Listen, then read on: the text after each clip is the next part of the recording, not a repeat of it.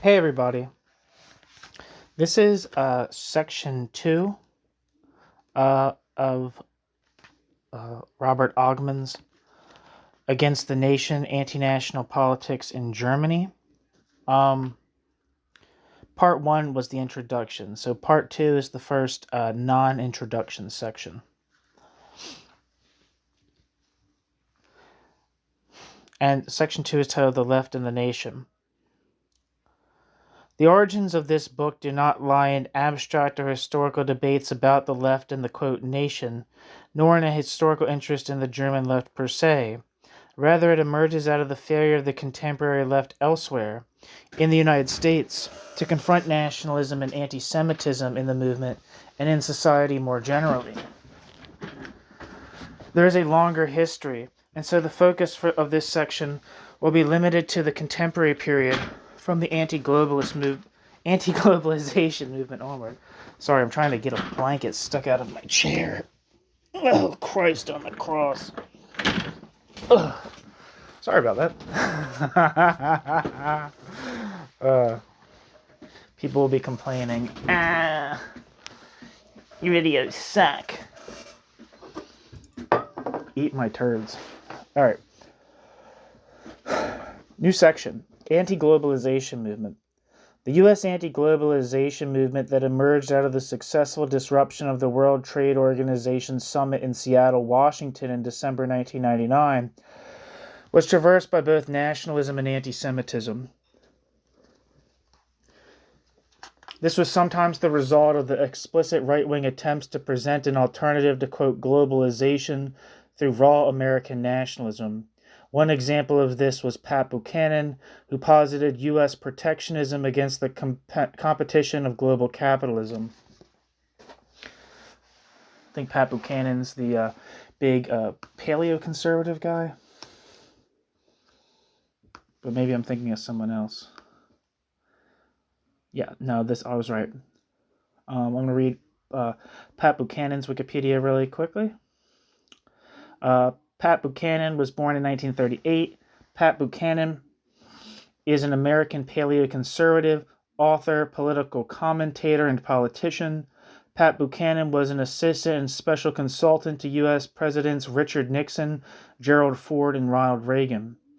Pat Buchanan is an influential figure in the modern paleoconservative movement in America. In 1992 and 1996, Pat Buchanan sought the Republican presidential nomination.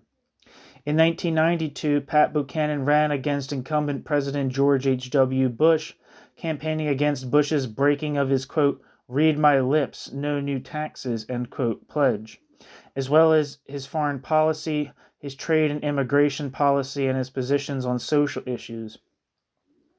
At the 1992 Republican National Convention, Buchanan delivered his, quote, culture war speech in support of the nominated President Bush.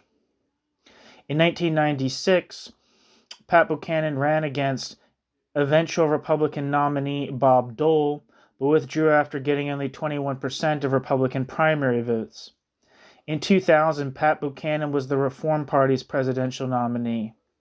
Pat Buchanan's campaign centered on non-interventionism in foreign affairs, opposition to illegal immigration, and opposition to the outsourcing of manufacturing from free trade. Pat Buchanan selected educator and conservative activist Izola Foster as his running mate. Despite Pat Buchanan's own terminology of self-identification expressed in the desire to be called a, quote, supporter of the doctrine of disengagement, end quote, Pat Buchanan's foreign policy views have been categorized as isolationist. In 2002, Pat Buchanan co-founded the American Conservative magazine and launched a foundation named the American Cause. Pat Buchanan has been published in the Occidental Observer, Human Events, National Review, The Nation, and Rolling Stone. The original host on CNN's Crossfire, Pat Buchanan was a political commentator on the MSNBC cable network, including the show Morning Joe, until February 2012, later appearing on Fox News. Pat Buchanan was also a regular panelist for the McLaughlin Group. Many of Pat Buchanan's views, particularly Pat Buchanan's opposition to American imperialism and the managerial state, echoes those of the old right Republicans of the first half of the 20th century. Starting in 2006, Pat Buchanan had been a frequent contributor to V-Dare until Pat Buchanan's retirement in 2023. And it says V-Dare is an American far-right website promoting opposition to immigration to the United States. Is associated with white supremacy, white nationalism, and the alt-right. Okay, so that's Pat Buchanan. Back to the text. Buchanan's stance even found support from some on the left, including former Green Party presidential candidate Ralph Nader, who referred to his relationship with Buchanan as a, quote, cooperation of convictions, end quote.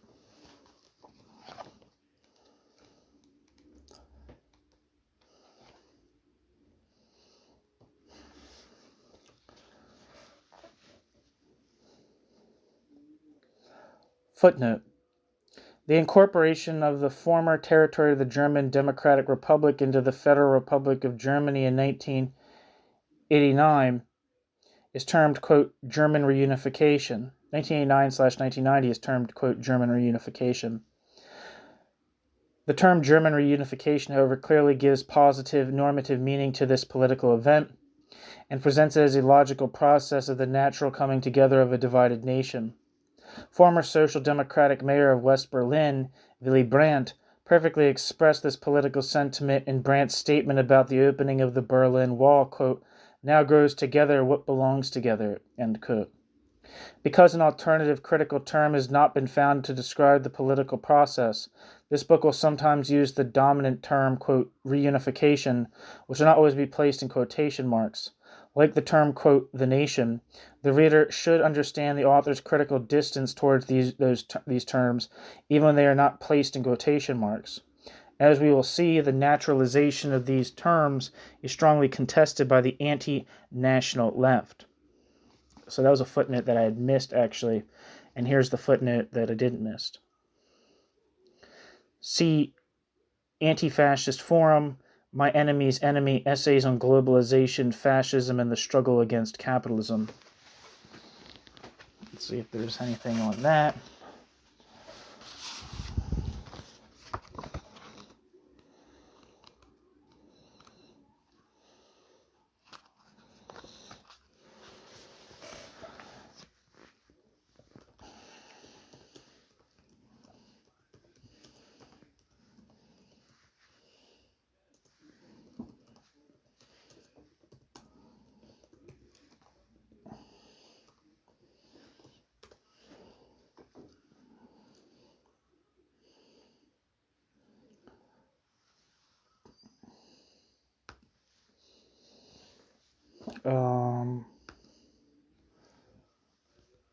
This book says, the description for My Enemy's Enemy, Essays on Globalization, Fascism, and the Struggle Against Capitalism says, a welcome collection of essays exposing some of the more troublesome characteristics. Sorry.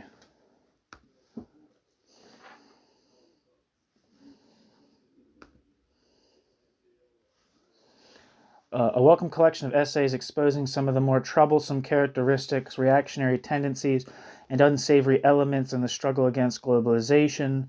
Not everyone campaigning against the barons of international capital want to see capitalism overthrown and the class society come to an end. Pat Buchanan, David Duke, and Hindu neo-fascists aren't the only ones campaigning against the WTO. Contributors include Jaggi Singh,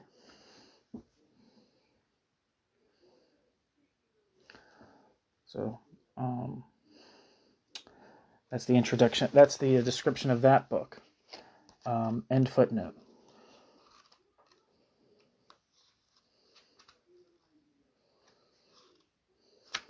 Nationalism in the anti-globalization movement was, however, not limited to the activities of the right and their left-wing allies. People who would view themselves as opponents of nationalism often express such ideas unintentionally. It was the result of a particular kind of understanding of, quote, globalization, viewing globalization as destroying, quote, culture, oppressing, quote, the nation, and usurping national sovereignty. As a bulwark to this process, the nation state was held up as the counterpower.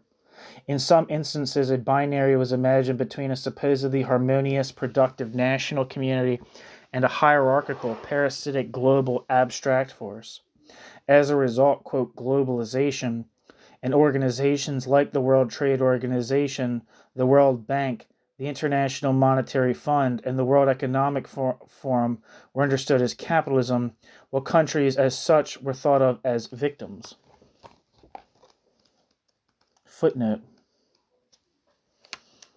On nationalism and anti-Semitism in the globalization movement, see Werner Bonnefeld's essay, Nationalism and Anti-Semitism and Anti-Globalization Perspective, in Werner Bonnefeld and Cosmos Psychopedis' edited volume, Human Dignity, Social Autonomy, and the Critique of Capitalism.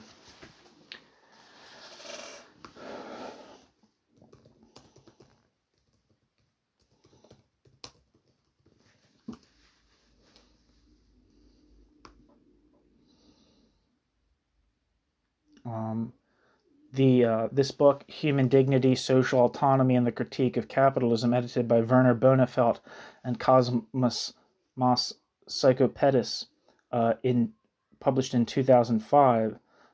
Its description says, against the background of growing uncertainty about the future development of capitalism in the face of war, terror, and poverty, this book asks, what do we have to know to prevent misery? What can we do to achieve conditions of human dignity? And what must we hope for? The volume argues that all social life is essentially practical and explores the central most important value of human dignity. It discusses practical consequences in relation to the theory of revolution and contemporary anti-globalization struggles, targeted towards advanced undergraduate courses and taught postgraduate courses in the field of politics, sociology, political philosophy, and new social movement studies. Human dignity should also be welcomed in the study of critical theory, Marxism, labor studies, and revolutionary thought.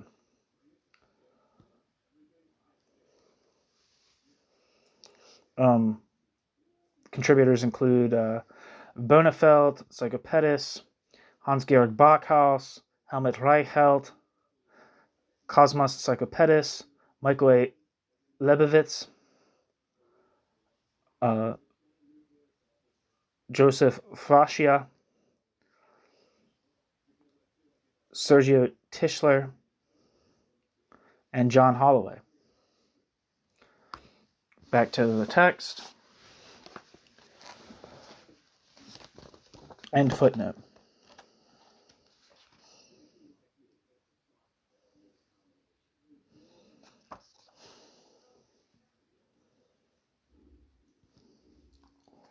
Where am I? That is, rather than targeting capitalist society, it was the institutions of capitalist coordination on the interstate level that were targeted for supposedly disturbing an otherwise well-functioning order. This often left the relations of production underlying the capitalist system wholly untouched, in fact sometimes even heroized as a counter to, quote, globalization. New section, anti-war and anti-imperialist movements. Following the attacks of September 11, 2001 and the resulting, quote, war on terror, an anti-globalization framework was supplanted by an anti-war and vulgar anti-imperialist one. The binary worldview between nation globalization was intensified in a particular way.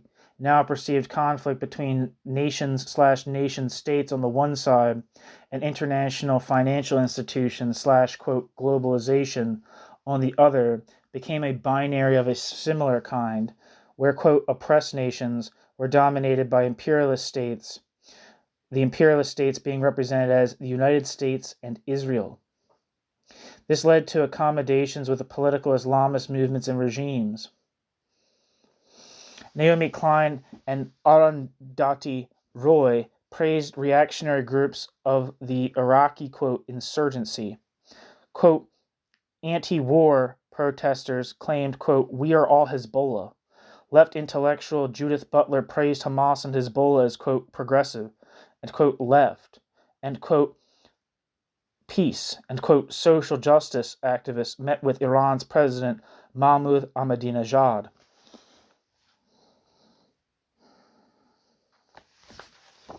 Have some footnotes here.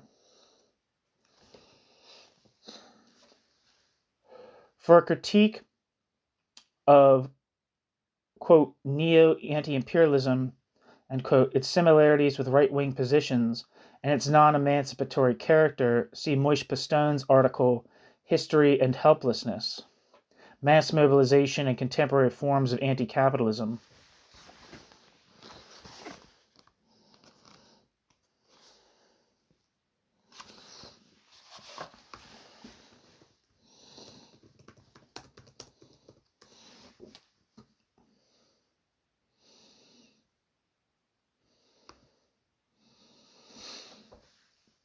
I'm looking to see if there's an abstract for this article.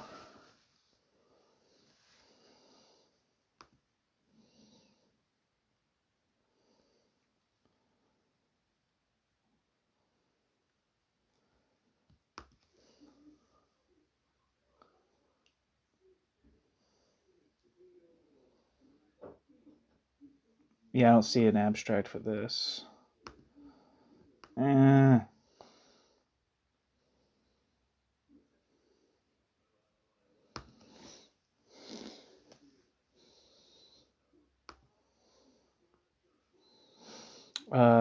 Okay, so this is the first paragraph from the piece, I think, and also the abstract.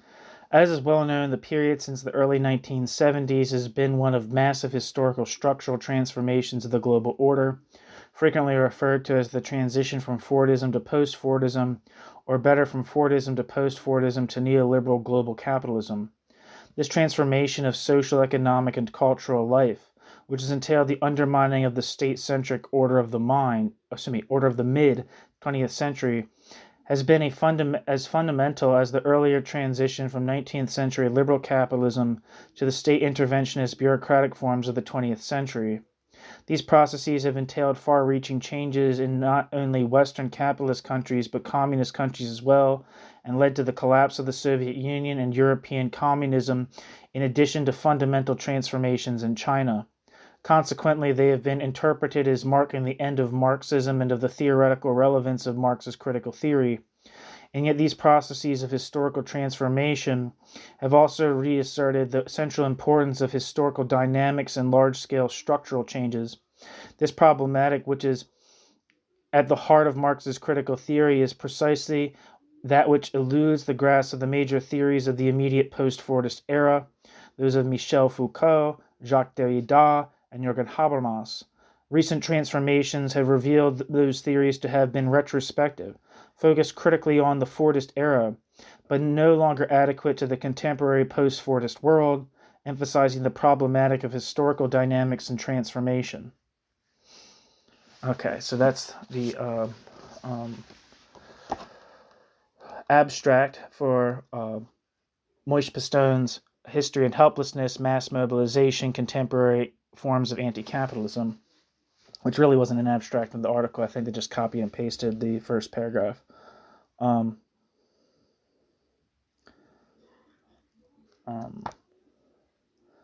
New footnote.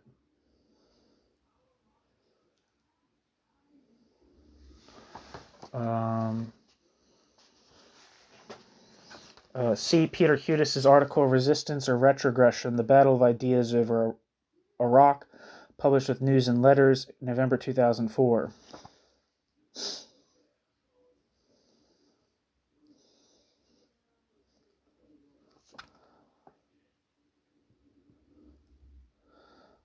End footnote. Footnote. See Judith Butler's On Hamas, Hezbollah, and the Israel Lobby, published in 2006, available at radicalarchives.org. End footnote. Footnote. Critical support for Iran's President Ahmadinejad was shown in the attendance by leftists of his meeting in New York City and their silence regarding Iran's repression of demonstrators and social justice activists. See Bita Mustafi, quote, We're better than this, admiring Ahmadinejad and overlooking activists, end quote, published with Counterpunch on October 15th to 17th, 2010, And the editorial, quote, U.S. progressives meet with Iranian President Mahmoud Ahmadinejad.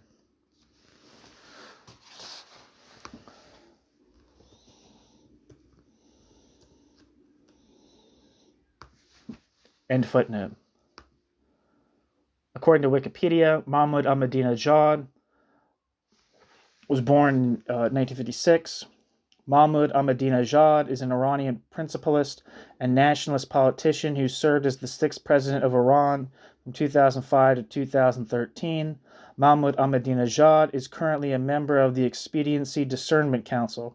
Mahmoud Ahmadinejad was known for his hardline views in nuclearization of Iran. Mahmoud Ahmadinejad was also the main political leader of the Alliance of Builders of Islamic Iran, a coalition of conservative political groups in the country, and served as mayor of Tehran from 2003 to 2005, reversing many of his predecessors' reforms. An engineer and teacher from a poor background, Mahmoud Ahmadinejad was ideologically shaped by thinkers such as Nawab Safavi, Jalal el-Ahmad, and Ahmad Fardid. After the Iranian Revolution, Ahmadinejad joined the Office for Strengthening Unity.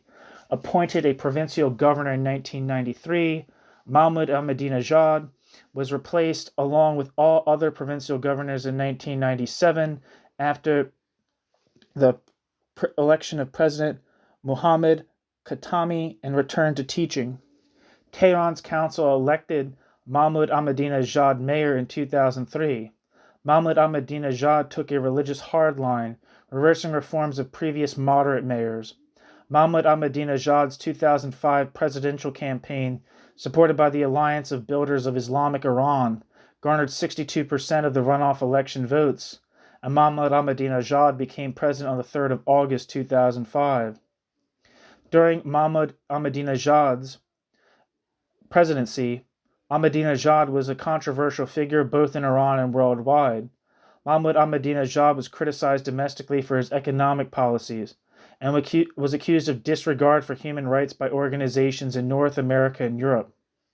Outside of Iran, Mahmoud Ahmadinejad was criticized for his hostility towards countries including Israel, Saudi Arabia, the United States, and the United Kingdom, and other Western and Arab states. In 2007, Ahmadinejad introduced a gas line rationing plan to reduce the country's fuel consumption and cut the interest rates that private and public bank facilities could charge. Mahmoud Ahmadinejad supported Iran's nuclear program.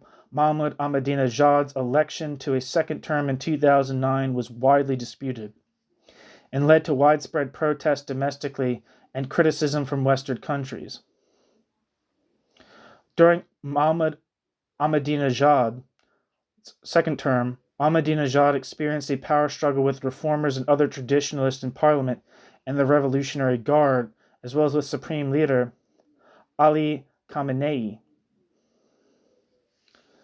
I'm pretty sure I'm pronouncing that name right, but I'm not sure. Over his dismissal of Intelligence Minister Gholam Hossein Mohseni Ejai, and his support for his controversial close advisor, Esfandiar Rahim Mash'ai. On the 14th of March 2012, Mahmoud Ahmadinejad became the first president of the Islamic Republic of Iran to be summoned by the Islamic Consultative Assembly Parliament to answer questions regarding his presidency. Limited to 2 terms under the current Iranian constitution, Ahmadinejad supported Mash'ai's campaign for president. In 2013, Hassan Rouhani was elected as Ahmadinejad's successor. On the 12th of April 2017, Ahmadinejad announced that he intended to run for a 3rd term in the 2017 presidential election against the objections of Supreme Leader Khamenei. Ahmadinejad's nomination was rejected by the Guardian Council. During the 2017-18 Iranian protest, Ahmadinejad criticized the current government of Iran. Ahmadinejad made a second attempt at registering to run for the 2021 presidential election and was rejected again by the Guardian Council. Ahmadinejad registered as a candidate in the 2024 Iranian presidential election, but was subsequently rejected. Back to the text.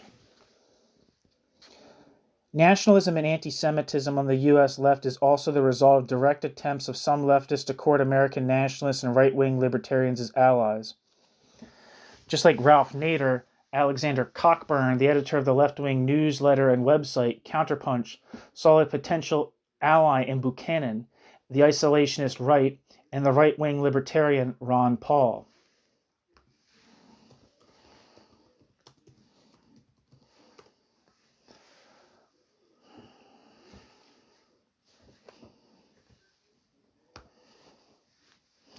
Ralph Nader was born in 1934, is an American political activist involved in consumer protection, environmentalism, and government reform causes.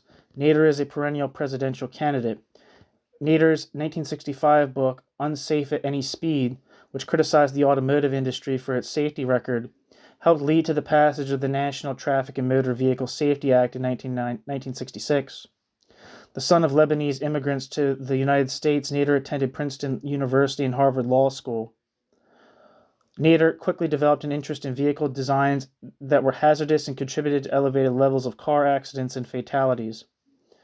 Published in 1965, Unsafe at Any Speed became a highly influential critique of the safety record of American automobile manufacturers, focusing on General Motors, Corvair Automobile in particular.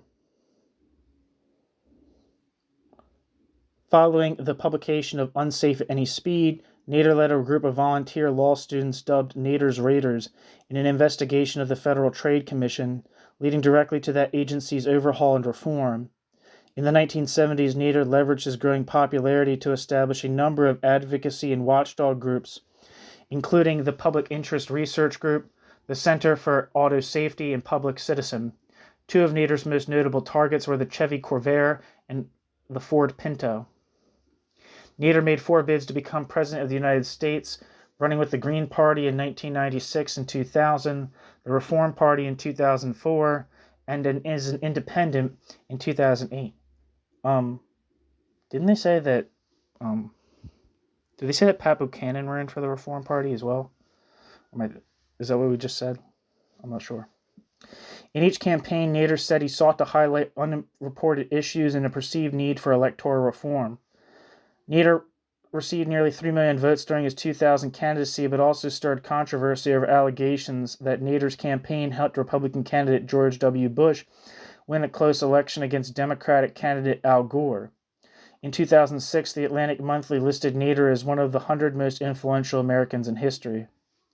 A 2-time Nieman Fellow, Nader is the author or co-author of more than 24 books and was the subject of a documentary film on his life and work, An Unreasonable Man, which debuted at the 2006 Sundance Film Festival. Ralph Nader has been repeatedly named to the list of the, quote, 100 most influential Americans, including those published by Lifetime and The Atlantic. The New York Times described Ralph Nader as a, quote, dissident. Okay, so that's Ralph Nader. I knew who Ralph Nader was. In fact, my father voted for Ralph Nader in 2000. But I wanted to look up to see if there's anything that I didn't know.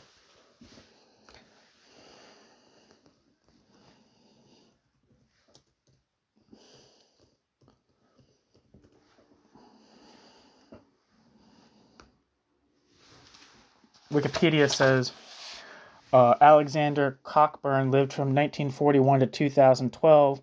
Alexander Cockburn was a British-born Irish-American political journalist and writer. Alexander Cockburn was brought up by British parents in Ireland, but lived and worked in the United States from 1972. Together with Geoffrey St. Clair, Alexander Cockburn edited the political newsletter Counterpunch. Cockburn also wrote the, quote, Beat the Devil column for The Nation and another column for The Week in London, syndicated by Creators Syndicate.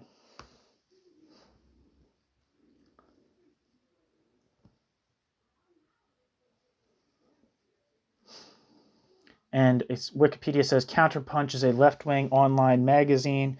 Content includes a free section published 5 days a week, as well as a subscriber-only area called Counterpunch Plus, where original articles are published weekly. Counterpunch is based in the United States and covers politics in a manner its editors describe as, quote, muckraking with a radical attitude, end quote.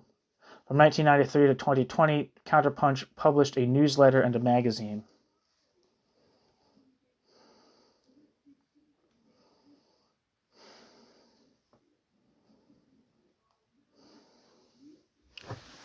Back to the text.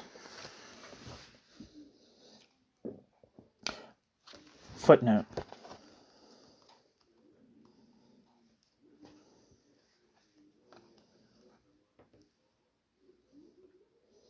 See Alexander Cockburn's 25 Years After Vietnam, Beyond Left and Right in Counterpunch, April 14th to 16th, 2000.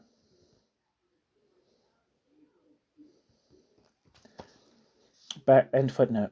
Cockburn sought partners in assorted right-wing and nationalist individuals, and his newsletter carried a text by Alison Ware, president of the, quote, Council for the National Interest, end quote, promoting a modernized form of the blood libel.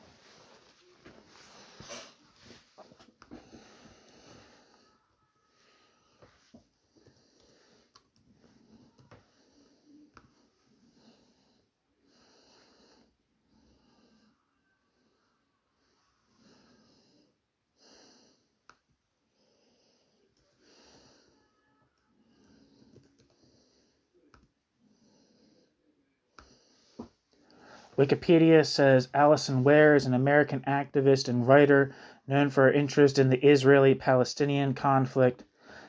Alison Ware is the founder and executive director of the nonprofit organization If Americans Knew, president of the Council for the National Interest, and author of Against Our Better Judgment, The Hidden History of How the U.S. Was Used to Create Israel.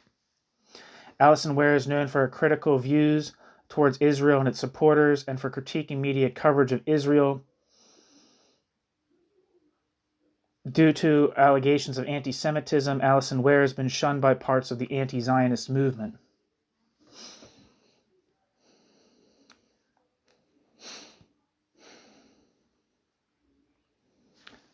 The organization referenced Council for the National Interest is a 501c4 nonprofit, nonpartisan, anti-war advocacy group focused on transparency and accountability about the relationship of Israel and the United States and the impact their alliance has for other nations and individuals in other Middle East countries. Based in the United States and most active during the 2000s decade, the Council for the National Interest has highlighted Israel's disposition towards its neighbors and how Middle Eastern nations, Palestinian rights, and other aspects of Middle East life and relations are impacted by Israel's policies and its financial, trade, and military relationships with the United States. The Council for the National Interest highlight how these policies have impacted the fate of Palestine and the treatment of Muslims within the U.S. since the 1990s.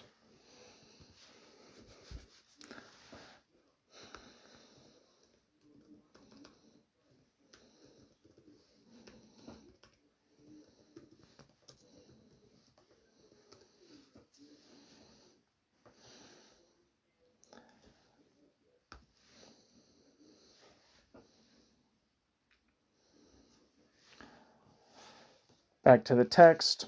Footnote.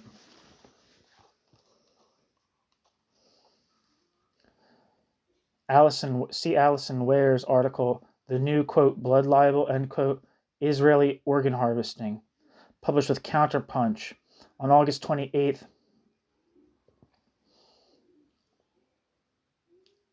to 30th, 2009.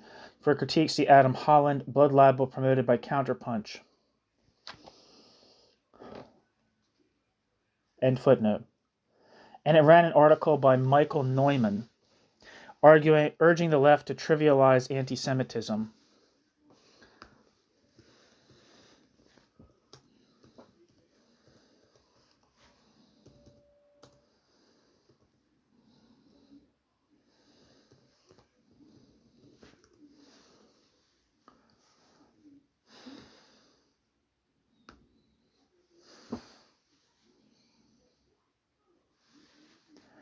Wikipedia says Michael Neumann was born in 1946. Michael Neumann is professor of philosophy at Trent University, Ontario.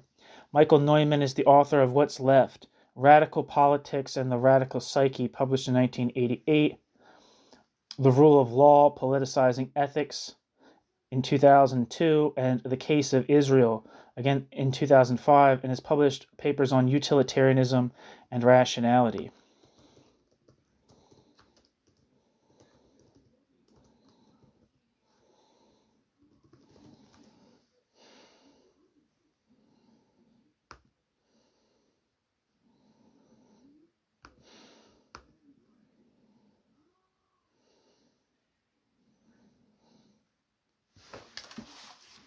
Back to the text. In this article by Michael Neumann wrote, quote, "Some of this bracket anti-Semitic and bracket hatred is racist, but some isn't. But who cares? Why should we pay any attention to this issue at all?" End quote. Michael Neumann.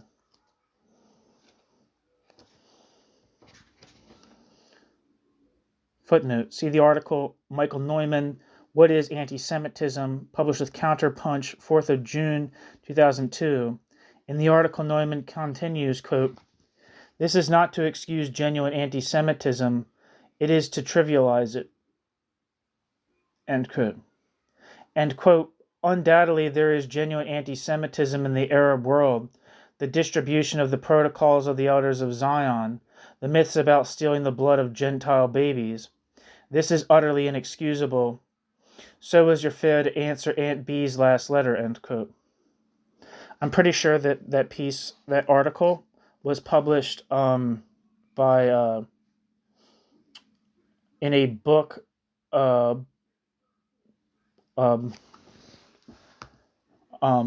published by AK Press about anti-Semitism.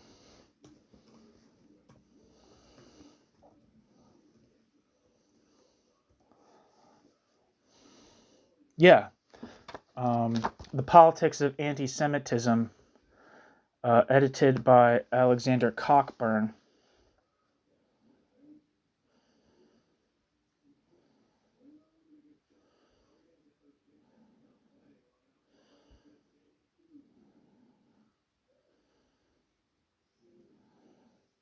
One of the essays was titled "My Life is a, quote, Anti-Semite,"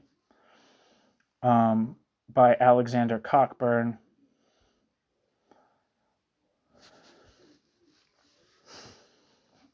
Yeah.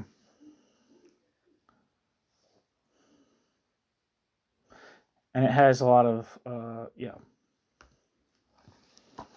So, yeah, I was right.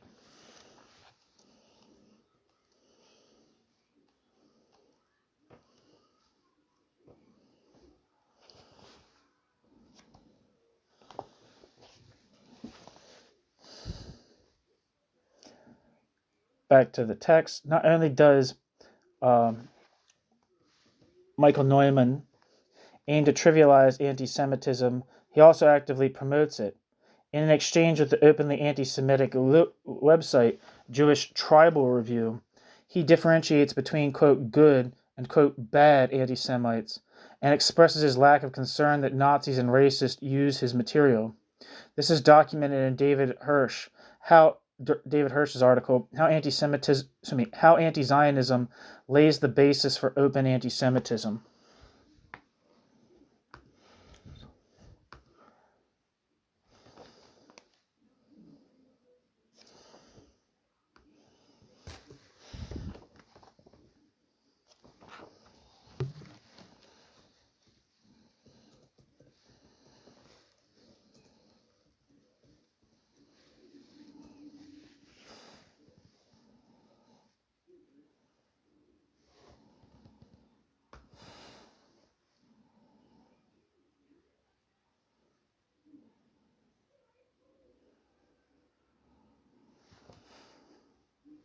So I was trying to see if there's anything for Jewish Tribal Review, but I couldn't really find anything succinct. So, end footnote.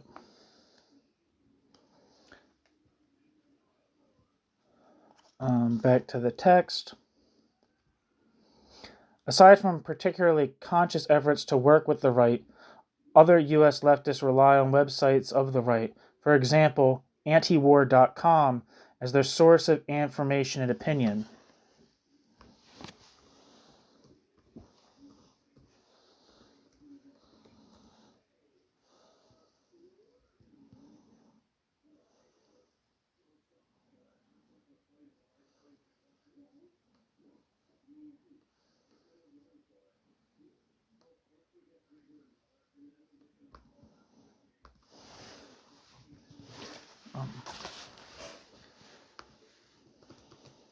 One second.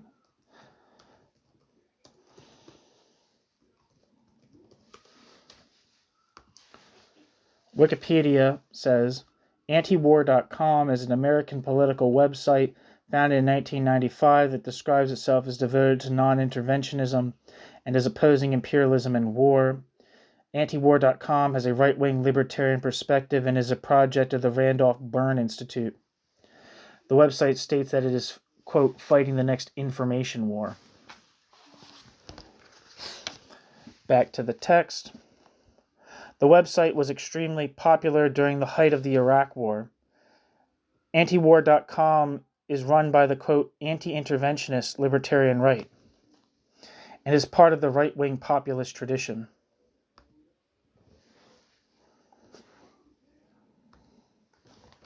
Footnote. On their, quote, Who We Are page, the editors of antiwar.com explain that they, quote, represent the truly pro-America side of the foreign policy debate, end quote. They are, quote, real American patriots, end quote. They continue in the tradition of the right-wing anti-interventionist, quote, America First Committee of the 1940s. Their previous political involvement was in the Libertarian Republican Organizing Committee, and they seek to, quote, go beyond left and right, end quote.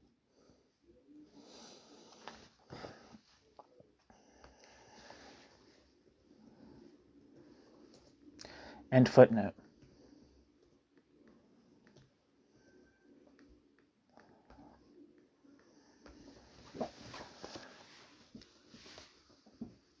Wikipedia says the America First Committee was an American isolationist pressure group launched against the United States entry into World War II. Launched in September 1940, the America First Committee surpassed 800,000 members and 450 chapters at its peak. The America First Committee principally supported isolationism for its own sake, and its varied coalition included Republicans, Democrats, farmers, industrialists, communists, anti-communist students, and journalists. However, the America First Committee was controversial for the anti-Semitic and pro-fascist views of some of its most prominent speakers, leaders, and members. The America First Committee was dissolved on December 11, 1941, 4 days after the attack on Pearl Harbor brought the United States into the war. The America First Committee argued that no foreign power could successfully attack a strongly defended United States, that a British defeat by Nazi Germany would not imperil American national security, and that giving military aid to Britain would risk dragging the United States into the war. The group fervently opposed measures for the British advanced by President Franklin Delano Roosevelt, such as the Destroyers for Bases deal, and the Lend-Lease Bill, but failed in its efforts to block them. The America First Committee was founded by Yale Law School student R. Douglas Stewart, Jr., a Princeton graduate who is heir to the Quaker Oats Company fortune, and headed by Robert E. Wood, a retired U.S. Army general who is chairman of Sears, Roebuck & Co. The America First Committee's highest profile early member was Henry Ford, the automotive pioneer and notorious anti-Semite who resigned in controversy. Halfway through the committee's 15-month existence, aviator Charles Lindbergh joined it and became the most prominent speaker at its rallies. Lindbergh's presence resulted in increased criticism that America First embraced overt anti-Semitism and fascist sympathies. Historian Susan Dunn has concluded that, quote, though most of its members were probably patriotic, well-meaning, and honest in their efforts, the America First Committee would never be able to purge itself of the taint of anti-Semitism. Back to the text. End footnote.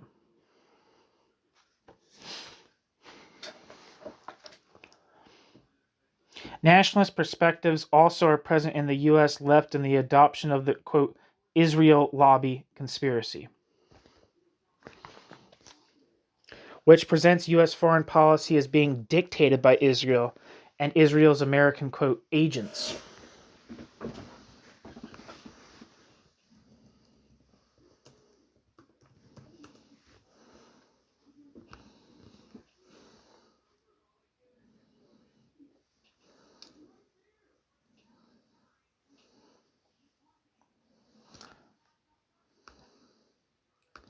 Footnote.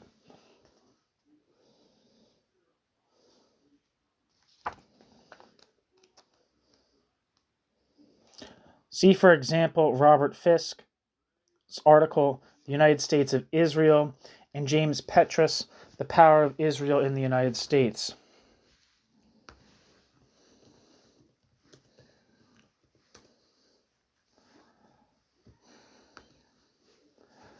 Wikipedia says Robert Fisk lived from 1946 to 2020 and was an English writer and journalist. Robert Fisk was critical of United States foreign policy in the Middle East and the Israeli government's treatment of Palestinians. As an international correspondent, Robert Fisk covered the civil wars in Lebanon, Algeria, and Syria, the Iran-Iraq conflict, the wars in Bosnia and Kosovo, the Soviet invasion of Afghanistan, the Islamic Revolution in Iran, Saddam Hussein's invasion of Kuwait, and the U.S. invasion and occupation of Iraq. An Arabic speaker, Robert Fisk was among the few Western journalists to interview Osama bin Laden, which Robert Fisk did 3 times between 1993 and 1997. Robert Fisk began his journalistic career at the Newcastle Chronicle and then the Sunday Express. From there, Robert Fisk went to work for the Times. Went to work for the Times as a correspondent in Northern Ireland, Portugal, and the Middle East. In the last role, Fisk based himself in Beirut intermittently from 1976. After 1989, Robert Fisk worked for The Independent. Robert Fisk received many British and international journalism awards, including the Press Awards Foreign Reporter of the Year, the Press Awards Foreign Reporter of the Year 7 times. Books by Robert Fisk include The Point of No Return, published in 1975, In Time of War, 1985, Pity the Nation, Lebanon at War, 1990, The Great War for Civilization, The Conquest of the Middle East, 2005, and Syria, Descent into the Abyss, 2015. The term fisking, meaning a line-by-line rebuttal, was named after Robert Fisk. Excuse me.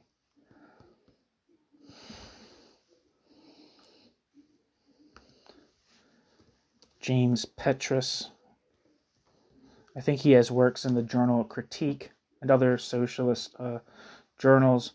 I think Yves Coleman has an article against him which is extremely scathing, where I think he just calls him straight up an anti-Semite. James Petrus, born January 1937, is a retired Bartle Professor Emeritus of Sociology at Binghamton University in Binghamton, New York, and adjunct professor at St. Mary's University, Halifax, Nova Scotia, Canada, who has published on political issues and with particular focus on Latin America and the Middle East, imperialism, globalization, and leftist social movements.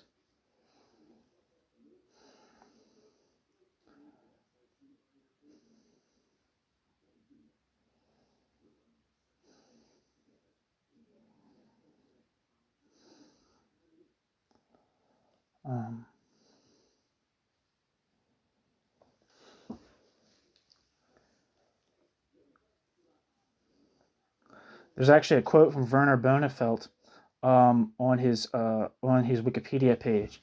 In 2014, Marxist scholar Werner Bonefeld described Petras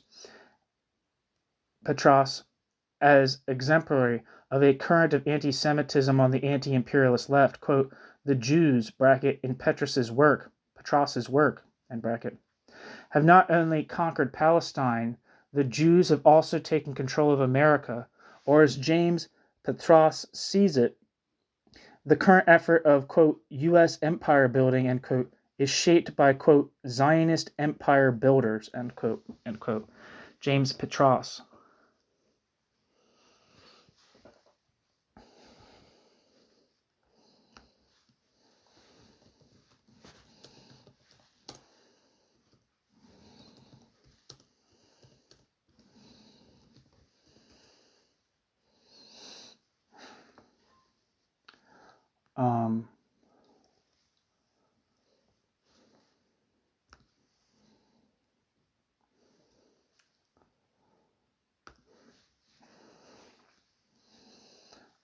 The book, The Power of Israel in the United States by James Petros. I don't know if I'm saying his name right. This book is a chapter-by-chapter analysis and documentation of the power of Israel via the Israeli, Jewish, or pro-Zionist lobby on U.S. Middle East policy. It raises serious questions as to the primary beneficiary of U.S. policy and its destructive results for the United States. The extraordinary extent of political, economic, military, and diplomatic support for the State of Israel is explored, along with the means whereby such support is generated and consolidated. Contending that Zionist power in America ensured unconditional U.S. backing for Israeli colonization of Palestine and its massive uprooting of Palestinians, it views the interests of Israel rather than those of big oil as the primary cause of the disastrous U.S. wars against Iraq and threats of war against Iran and Syria. Back to the text. Also see the critical review by Alan Ruff.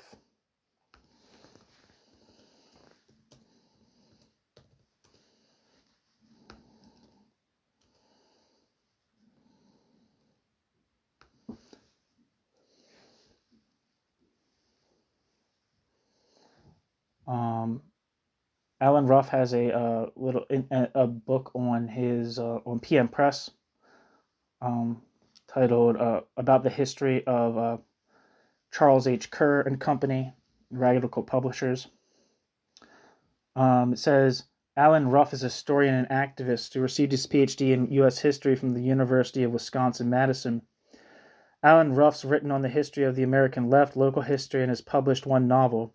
Schooled by decades of activist experience, Alan Ruff's primary work now centers on opposition to U.S. interventions in the Middle East and elsewhere. Alan Ruff currently hosts a public affairs radio program and is part of the staff collective at Rainbow Bookstore Cooperative in Madison, Wisconsin.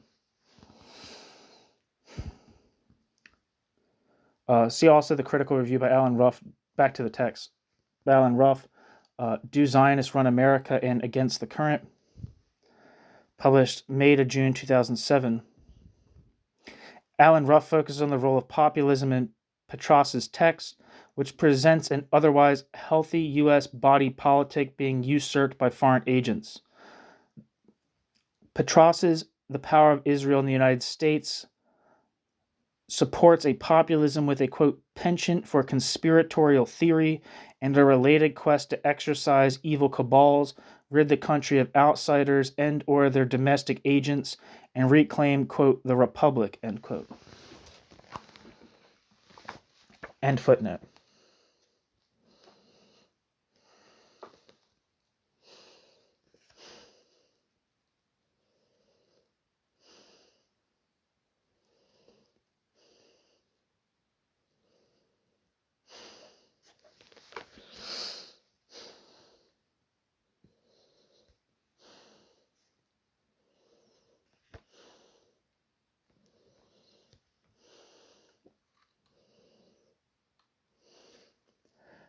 Sorry, end footnote. Where am I?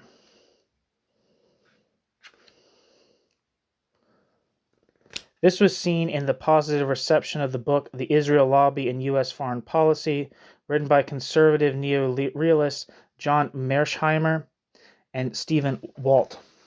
People love these guys.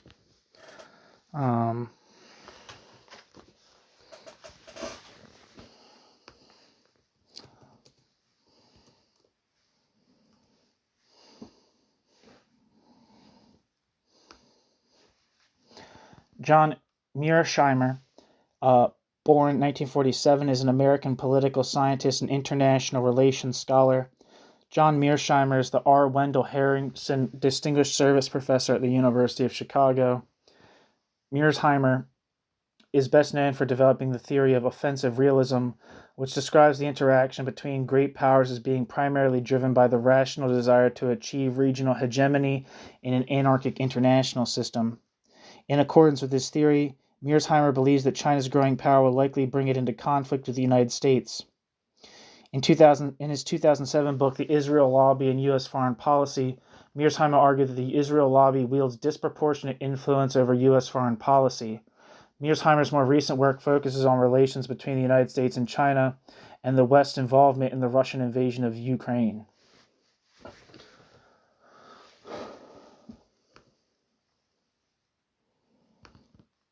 Stephen Walt was born in 1955 and is an American political scientist currently serving as the Robert and Renee Belfer Professor of International Relations at Harvard Kennedy School. A member of the Realist School of International Relations, Stephen Walt has made important contributions to the theory of neo-realism and has authored The Balance of Threat Theory. Books that he has authored or co-authored include Origins of Alliances, Revolution and War, and The Israel Lobby and U.S. Foreign Policy.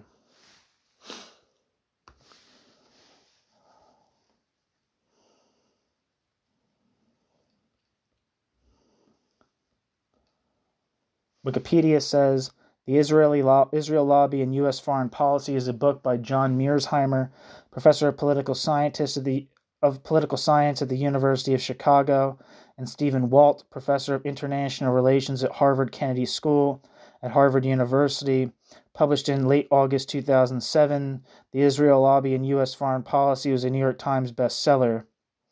The Israel Lobby and U.S. Foreign Policy describes the lobby as a, quote, loose coalition of individuals and organizations who actively work to steer U.S. foreign policy in a pro-Israel direction, end quote. Mearsheimer and Walt they call misuse of the, quote, charge of anti-Semitism, end quote, and argue that pro-Israel groups place great importance on, quote, controlling debate in American academia. The book, quote, focuses primarily on the lobby's influence on U.S. foreign policy and its negative effect on American interests, end quote. Mearsheimer and Walt also argue that the, quote, lobby's impact has been unintentionally harmful to Israel as well, end quote. Mearsheimer and Walt argue that although, quote, the boundaries of the Israel lobby cannot be identified precisely, end quote, it, quote, has a core consisting of organizations whose declared purpose is to encourage the U.S. government and the American public to provide material aid to Israel and support Israel's government's policies, as well as influential individuals for whom these goals are also a top priority, end quote. They note that, quote, not every American with a favorable attitude to Israel is part of the lobby, end quote, and that although, quote, the bulk of the lobby is comprised of Jewish and Americans, end quote, there are many American Jews who are not part of the lobby, and the lobby also includes Christian Zionists. Mearsheimer and Walt claim a drift of important groups in the, quote, lobby to the right and overlap with the neoconservatives. The book was preceded by a paper commissioned by The Atlantic and written by Mearsheimer and Walt. The Atlantic rejected the paper and it was published in the London Review of Books. The paper attracted considerable controversy, both praise and criticism. Back to the text.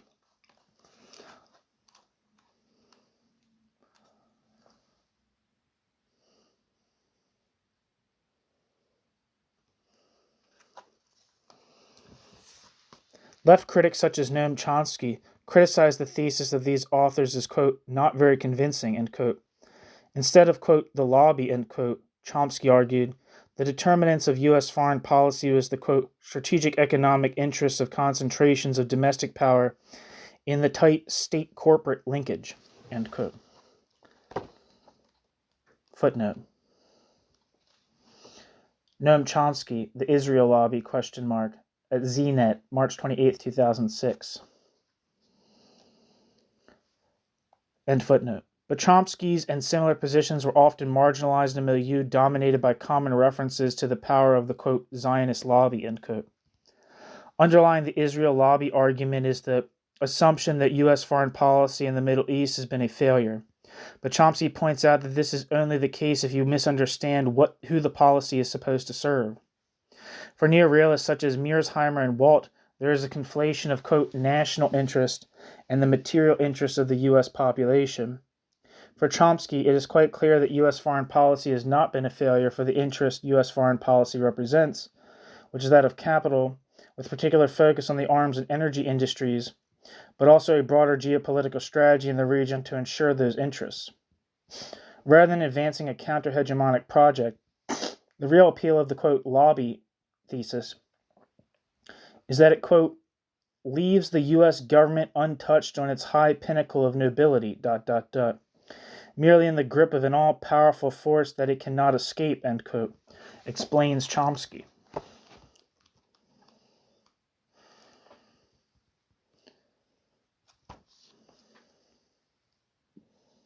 The positive left reception of Mearsheimer and Walt has led to the adoption of a nationalist perspective in which the interests of U.S. capital and those of the U.S. population are assumed to be the same, and an anti-Semitic one, and that those interests are said to be usurped by Israeli interests. In its worst forms, it has fostered a context where right-wing terms such as, quote, dual loyalists, end quote, and, quote, Israel firsters, end quote, have entered the left, and a left McCarthyist streak can be felt whereby, quote, leftists question the loyalties of American Jews, end quote.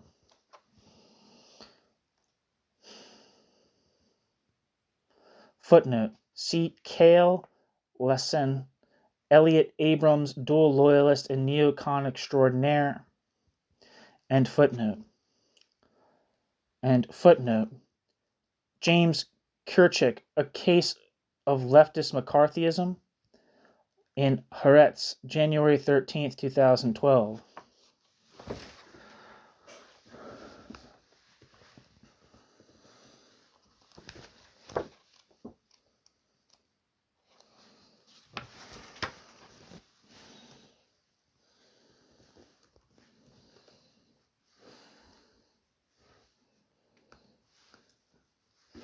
Kjell Lassen, born 1942, is an Estonian-Canadian filmmaker, author, magazine editor, and activist. Kjell Lassen, or Kalle Lassen, Kallelasn, that's how it's spelled. Lassen spent some time in a German refugee camp. At age 7, Kjell Lassen was resettled in Australia with his family, where he grew up and remained until the late 1960s, attending school in Canberra. In the late 1960s, he founded a market research company in Tokyo, and in 1970 moved to Vancouver, British Columbia, Canada. Over the course of 20 years, Kjell Lassen produced documentaries for PBS and Canada's National Film Board. He currently resides in Vancouver, British Columbia. Kjell Lassen co-founded Adbusters magazine and author of the books Culture Jam and Design Anarchy, and is the co-founder of the Adbusters Media Foundation, which owns the magazine. Kjell Lassen reportedly started Adbusters after an epiphany that there was something profoundly wrong with consumerism. It happened in a supermarket parking lot. Frustrated that he had to insert a quarter to use a shopping cart, he jammed a bent coin in so that the machine became inoperable. This act of vandalism was his first quite literal, quote, culture jam, defined as an act designed to subvert mainstream society. So that's Kjell Lassen. And, where am I? And James Kirchick.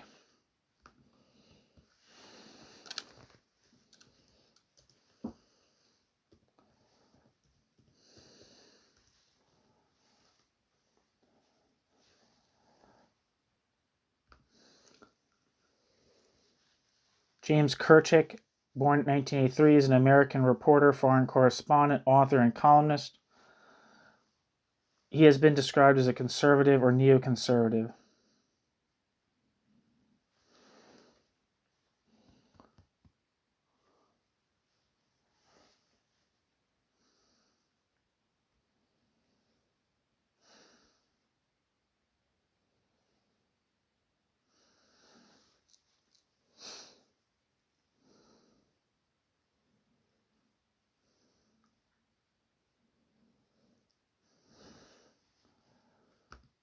where am I? And the Adbusters Wikipedia says, Adbusters Media Foundation is a not-for-profit pro-environment organization founded in 1989 by Kel Lassen and Bill Schmaltz in Vancouver, British Columbia. Adbusters describes itself as, quote, a global network of artists, activists, writers, pranksters, students, educators, and entrepreneurs who want to advance the new social activist movement of the information age, end quote. As anti-capitalists or opposed to capitalism, Adbusters publishes reader-supported, advertising-free Adbusters, an activist magazine devoted to challenging consumerism. Adbusters has an international circulation, peaking at 120,000 in the late 2000s, with circulation of 60,000 in 2022. Circulation of 60,000 in 2022. Past and present contributors to the magazine include Jonathan Barnbrook, Morris Berman, Brendan Connell, Simon Critchley, David Graeber, Michael Hart, Chris Hedges, Bill McKibben, Jim Monroe, David Orell, Douglas Rushkoff, Matt Taibbi, Slavoj Žižek, and others. Adbusters has launched numerous international campaigns, including Buy Nothing Day, TV Turnoff Week, and Occupy Wall Street, and is known for their, quote, subvertisements, end quote, that spoof popular advertisements. In English, Adbusters has bi-monthly American, Canadian, Australian, UK, and international editions of each issue.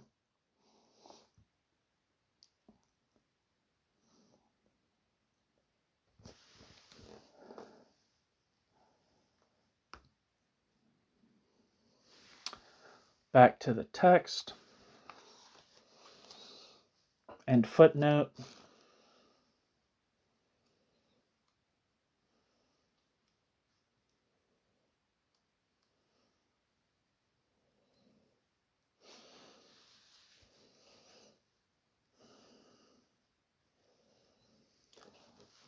While many leftists who adopt the lobby thesis may distance themselves from the more explicit expressions of anti-Semitism and U.S. nationalism, the structure of Mearsheimer and Waltz's neo-realism relies on the argument of the foreign corruption of an otherwise healthy, quote, national interest.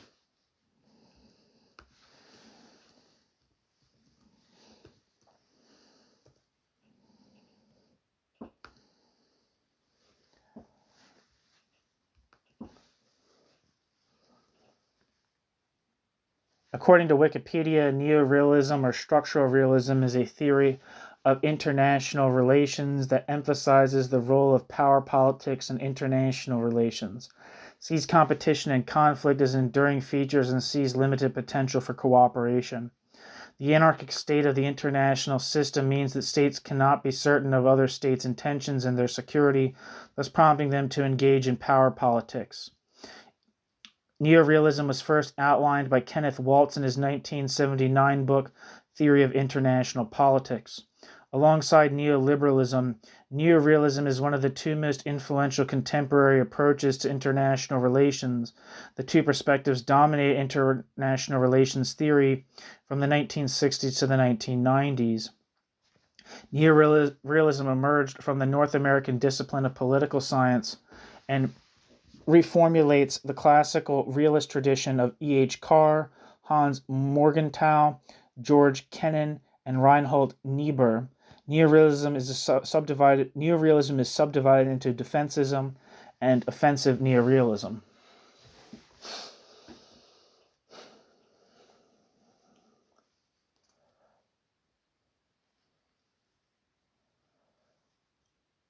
Back to the text. Mearsheimer and Waltz's particular alternative to U.S., quote, global dominance, end quote, is a more flexible one in which the most important regions of U.S. strategic importance would be kept in balance by playing potential hegemons against one another in order to keep them out of the regions where the United States dominates. Where this strategy fails, U.S. troops should be sent in to put down the potential competitor and then leave again once it is pushed back.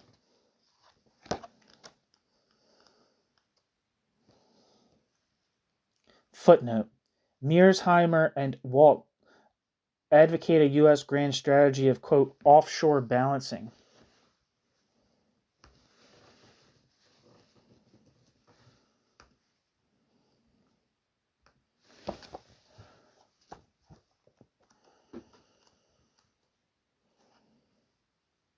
Where am I? In which the U.S.'s, quote, Mearsheimer and Walt advocate a U.S. grand strategy of, quote, offshore balancing with limited military involvement, in which the U.S.'s, quote, principal goal is to ensure that, quote, no country dominates the three strategically important regions, Europe, Northeast Asia, and the Persian Gulf, quote, as it, bracket, the U.S., and bracket, dominates the Western Hemisphere, end quote. In this way, quote, dangerous rivals in other regions are forced to concentrate their attention on great powers in their own backyards rather than be free to interfere in America's, end quote. Mearsheimer and Walt continue, quote, the best way to achieve that end is to rely on local powers to counter aspiring regional hegemons and otherwise keep U.S. military forces over the horizon. But if that proves impossible, American troops come from offshore to help do the job and then leave once the potential hegemon is checked, end quote. See John J. Mearsheimer's article, Imperial by Design, published in the National Interest in 2011.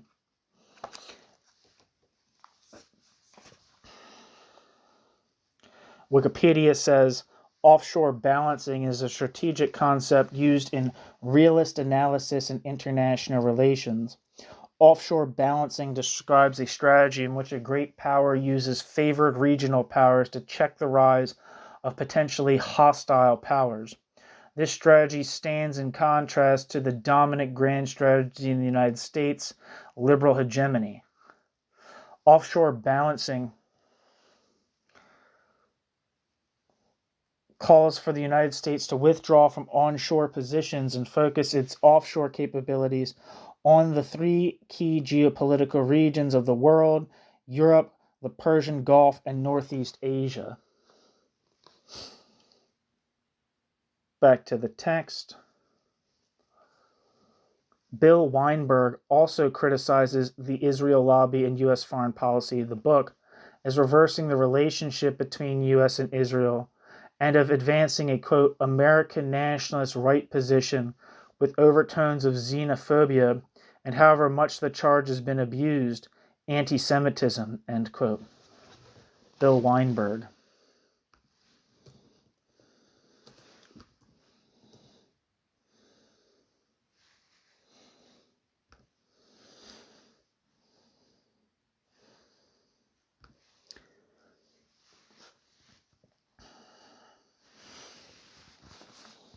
Wikipedia says Bill Weinberg was born in 1962.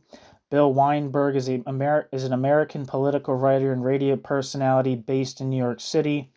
Bill Weinberg writes journalism focusing on the struggles of indigenous peoples, largely in Latin America, but Weinberg has also written on the Middle East and local New York issues. Bill Weinberg is the co-editor of the online journal Counter Vortex. The Counter Vortex family of websites also includes Global Ganja Report. For 20 years, Bill Weinberg was the primary producer of a weekly late-night radio show on WBAI in New York called The Moorish Orthodox Radio Crusade, founded in 1988 by Peter Lamborn Wilson, also known as Hakeem Bey. Bill Weinberg has won 3 awards from the Native American Journalists Association. Bill Weinberg's basic political orientation is left anarchist. Bill Weinberg's work has appeared in publications such as The Nation, Al Jazeera, New America Media, Newsday, The Village Voice, Middle East Policy, In These Times, The Ecologist, Earth Island Journal, NACLA Report on the Americas, and his own Counter Vortex. Bill Weinberg is a co-founder of National Organization for the Iraqi Freedom Struggles. Back to the text. Not only does Mearsheimer and Waltz's text inverse this relationship, it uncritically accepts, quote, American interest, end quote, treating them not as the results of U.S. capital, but of a foreign group which controls the state from behind the scenes. This nationalization of political analysis is often accepted in sections of the U.S. left. One second.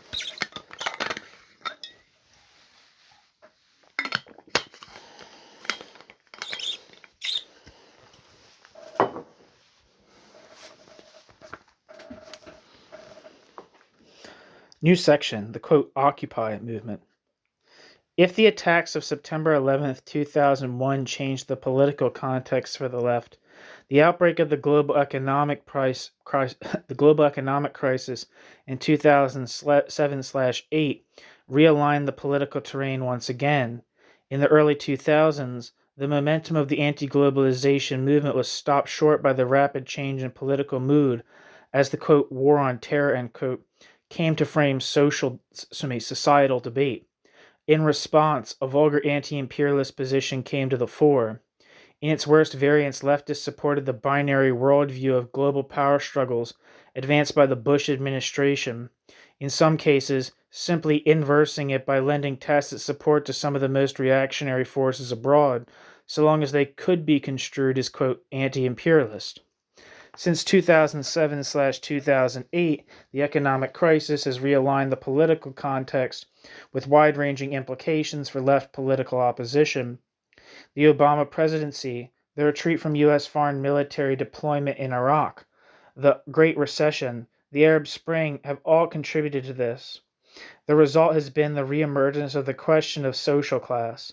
A new social movement has been born under the label Occupy Wall Street. Again, this book was published in 2013. Yet, the Occupy movement has not been free from nationalist and anti-Semitic trappings. These closely resemble those of the anti-globalization movement, in which a purported national community supposedly was being threatened by outside forces.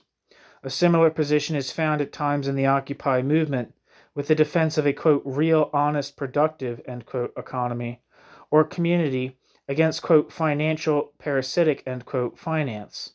The latter, represented as the, quote, 1%, is said to not belong to the unitary body of the former. With this conceptual framework, multiple incidents of anti-Semitism occurred, especially in the unwieldy first days and weeks of the protests, both at the encampments and on the web. At the encampments and on the web. In New York, one sign urged passerby and protesters alike to investigate the supposed Jewish character or, quote, Zionist control of Wall Street.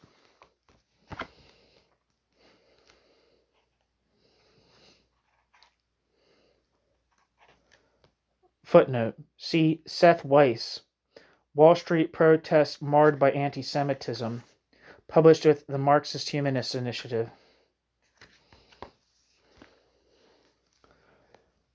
Back to the text. Participants on the web forum of OccupyWallStreet.org repeatedly pushed this theme, suggesting that critics should have their apparently religious backgrounds checked, and that those criticizing anti-Semitism were conducting a, quote, witch hunt. Additionally, a video of a participant of the Occupy protest in Los Angeles caught her charging that, quote, Zionist Jews are running the big banks in the Federal Reserve, end quote. Footnote. See Joseph Berger, Cries of Anti-Semitism, but Not at Zuccotti Park, published in the New York Times, 21st of October, 2011. End footnote. While New York City and other Occupy groups have made explicit statements condemning discrimination and racism, the attraction of anti-Semites to the protest needs to be explained. While the movement today is clearly understood as a class-oriented movement focusing on drastic wealth disparity in the country, its political origins were rather more ambiguous. Despite its somewhat leftist reputation, the magazine Adbusters, responsible for originally drafting the call to Occupy Wall Street, has a problematic political history, delving at one point into anti-Semitism with an article calling out the Jewish faith of leading neoconservative figures. Footnote, see Kyle Lassen, Why Won't Anyone Say They're Jewish? Published with Adbusters in 2004.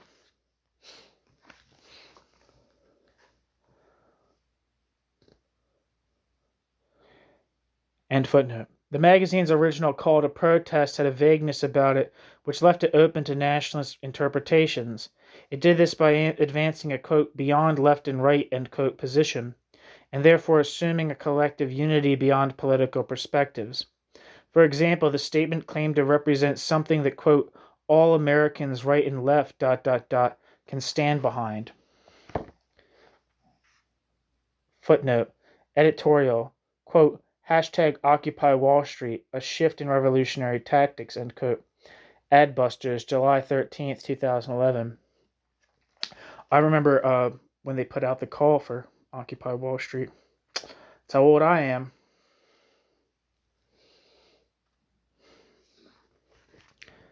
Kind of depressing.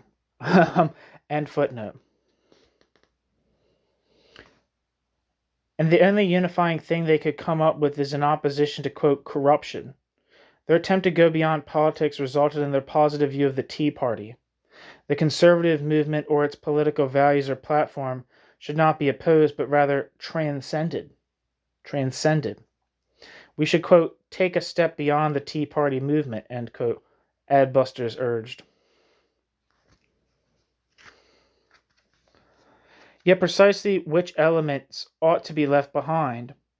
The call did not criticize the Tea Party's race baiting, the scapegoating of the poor and working classes, the free market ideology, the support for austerity measures, or the nationalist framework.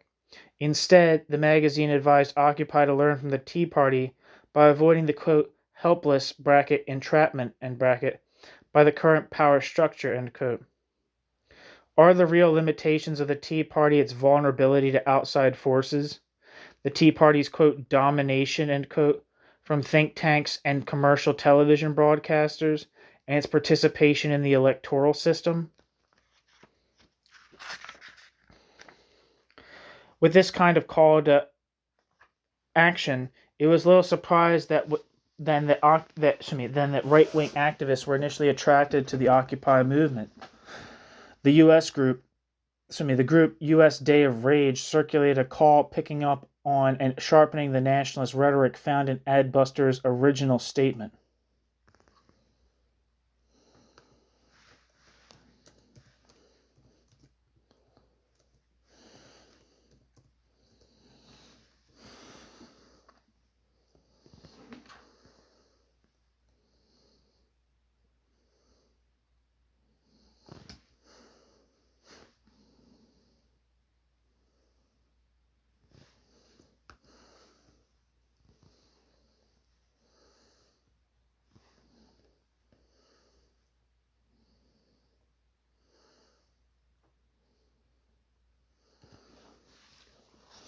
Sorry, I was looking to see if there's anything for this U.S. Day of Rage.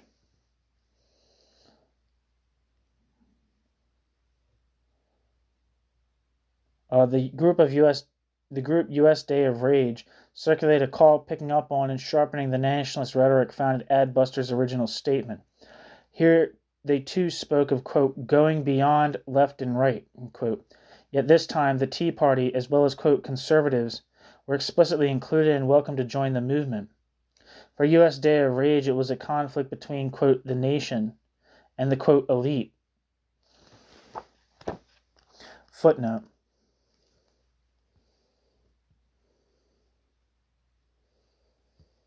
Editorial. Planned protests for hashtag September 17th, hashtag Occupy Wall Street, hashtag USDOR.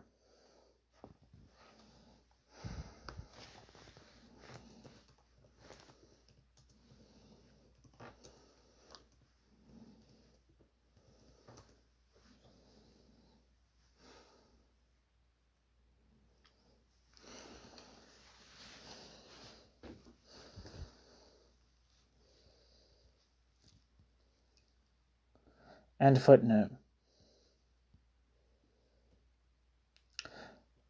U.S. Day of Rage wanted to reclaim, quote, American institutions from their usurpation by, quote, oligarchs and, quote, kleptocrats, to, quote, take the country back, to restore America as a, quote, great nation. These kinds of statements opened up the movement even further to the political right. Activists from the, quote, libertarian right around Ron Paul and the neo-fascist cult around Lyndon LaRouche participated in the early days of the protests. Lyndon LaRouche became like used to be a Trotskyist who became like some kind of fucking weird fringe nut.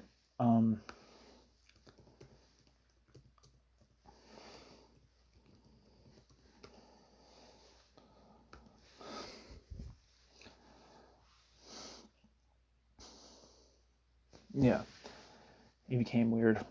Sorry, I was going to read this whole thing, but it's kind of long, and I've done it in other videos, so I'm not going to do it now. Today, they continue to praise the movement on the internet. Additional praise came from white nationalist groups as well. Footnote: on right-wing participation in the Occupy movement, see Spencer Sunshine's article "Occupied with Conspiracies," published in Shift, November 2011, and Matthew Lyons' article "Rightists Woo the Occupy Wall Street Movement," published with Three-Way Fight on November 8, 2011, and Matthew Lyons' article "Occupy Movement, Anti-Capitalism versus Populism" in Three-Way Fight, also published on Three-Way Fight.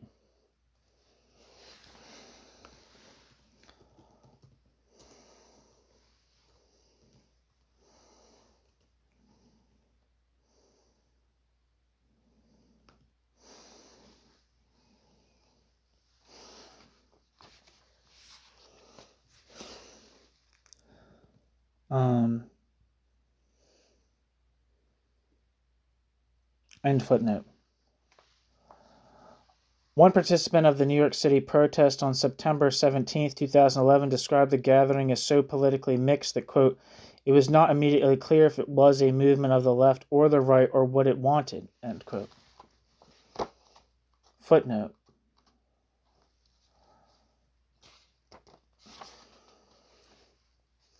See G.B. Taylor, Forms als Fetisch, Phase 2. End footnote.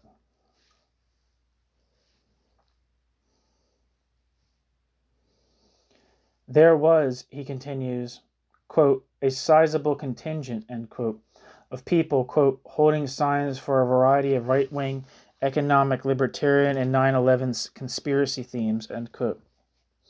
Yet, as he explains, the movement began to solidify its leftist orientation.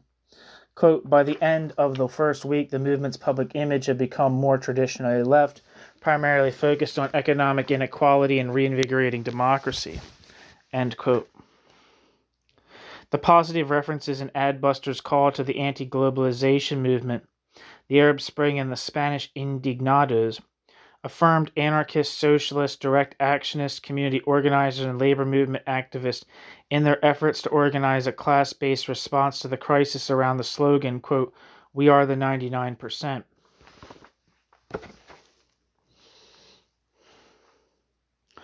Footnote, for a detailed description of the first weeks and months of organizing, see David Graeber's book, Inside Occupy.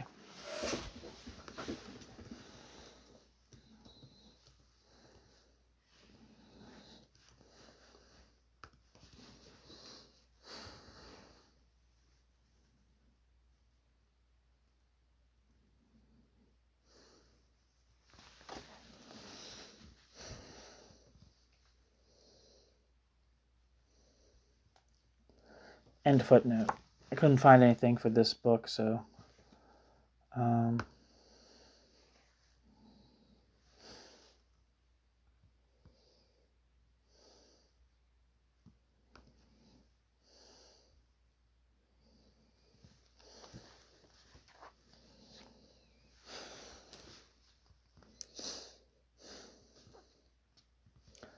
back to the text.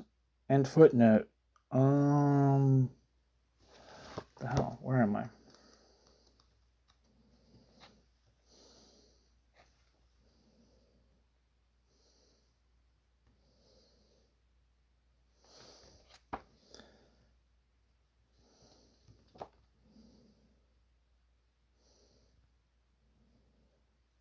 Okay, where am I?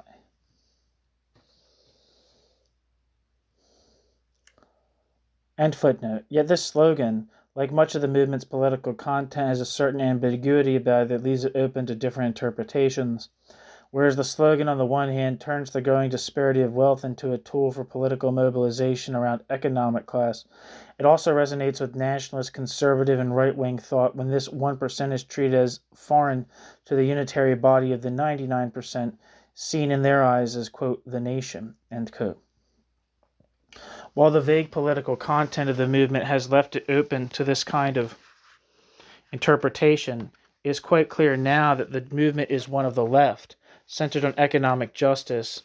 It cooperates with unions and workers protesting layoffs, with communities organizations resisting municipal budget cuts and school closures, and homeless activists in defending social services under threat, with heavily indebted homeowners threatened with foreclosures, with low-wage workers against exploitation. The movement also shows efforts to go beyond a national framework, particularly in its cooperation with immigrant groups. Occupy played a critical role, for example, in bringing together the immigrant rights movement with the official labor movement in the May Day demonstration in New York City.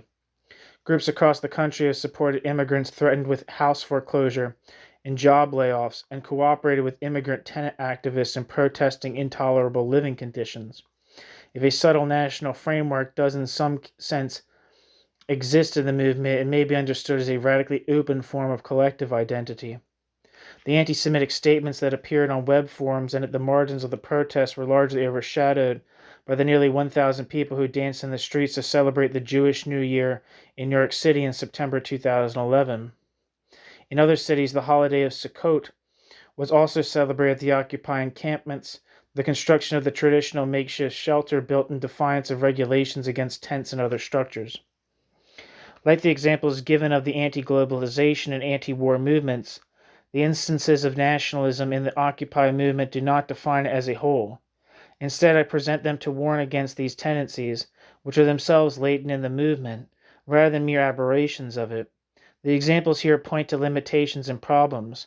When participants adopt a national framework, attempts on the left to counter such positions and to develop critiques of nationalism and anti-Semitism also deserve mention. And that is what I turn to now.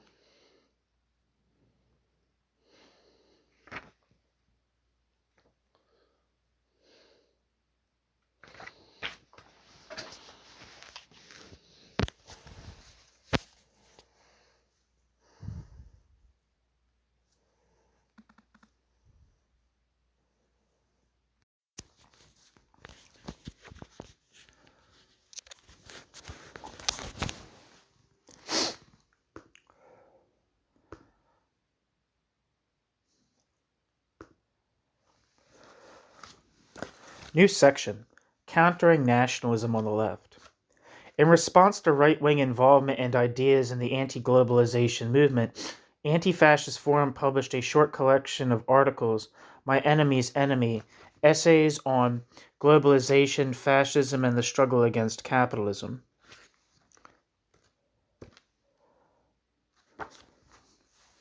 Let's see if there's anything for Anti-Fascist Forum.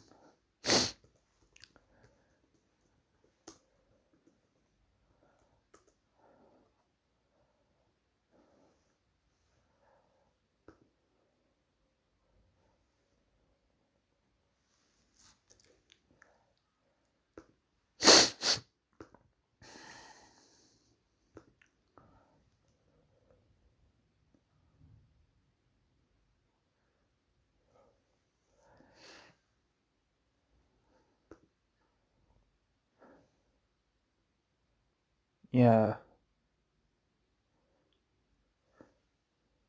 I'm not really seeing anything for it. I see some of their books available, but I don't see any like web page or anything like that.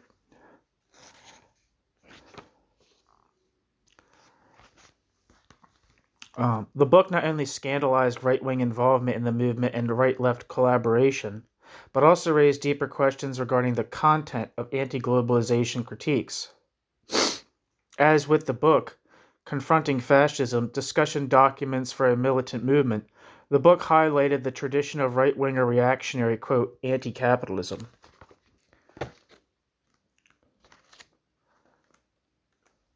Footnote. Don Hammerquist, J. Sakai, A.R.A. Chicago, and Mark Salote, Confronting Fascism, Discussion Documents for a Militant Movement. Now let's look that up.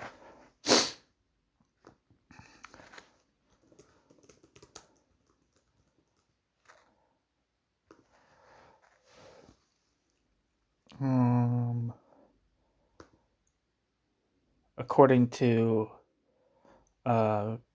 Confronting Fascism, Discussions for a Militant Movement, the summary on Google Books says, these essays grapple with the class appeal of fascism, its continuities and breaks with the, quote, regular far right, and also even with the left, written from the perspective of revolutionaries active in the struggle against the far right.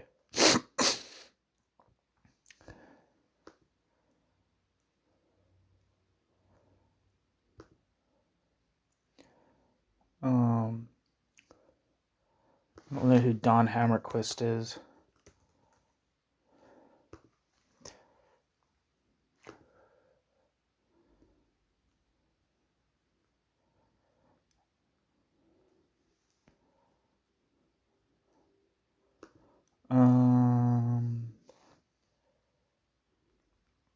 Wikipedia says Don Hammerquist was born in 1939 and is an activist, author, and political theorist. Alongside Noel Ignatieff, Hammerquist was leader of the New Communist Sojourner Truth Organization.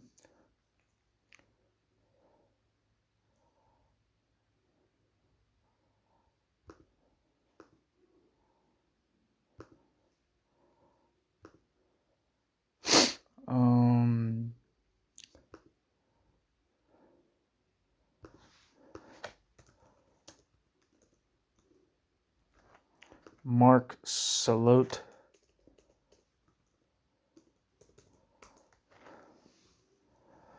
Not seeing anything for him aside from the book.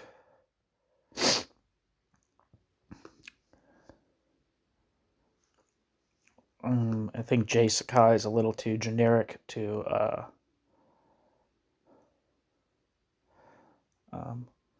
look up. So, back to the text. My Enemy's Enemy, Essays on Globalization, Fascism, and the Struggle Against Capitalism, not only scandalized right-wing involvement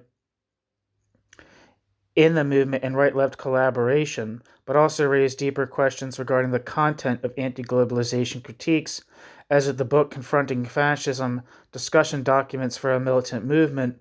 The book highlighted traditions of right-wing or reactionary, quote, anti-capitalism. A significant amount of the book was dedicated to a Dutch anti-racist and anti-nationalist group, De Fibel van Illegal. Let's look this up. De Fibel van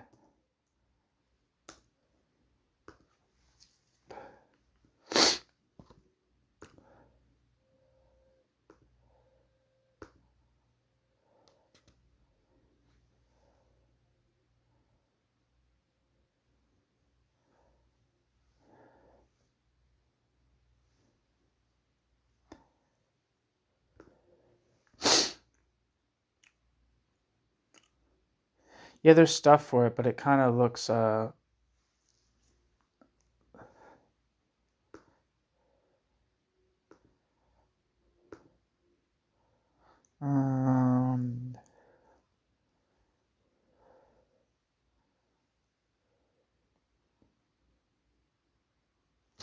I'm not really finding anything easy, so let's continue.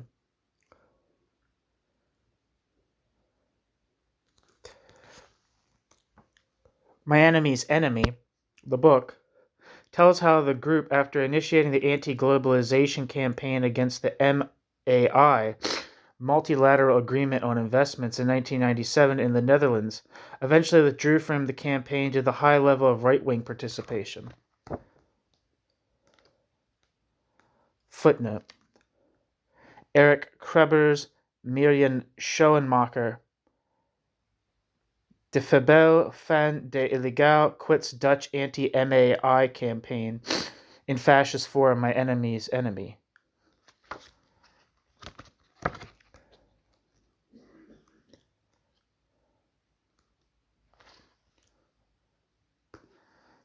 By Eric Krebers. Who's Eric Krebers?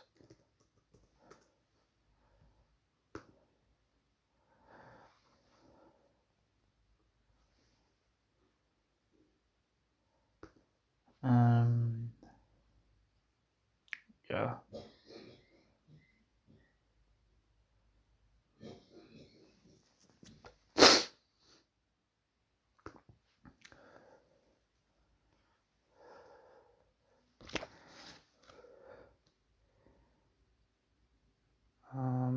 Yeah, I'm not saying anything much for Eric Krebers. He's on some websites. He has a piece on Libcom, but multilateral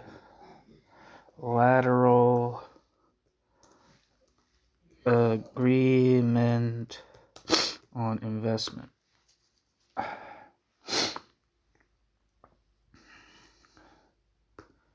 Wikipedia says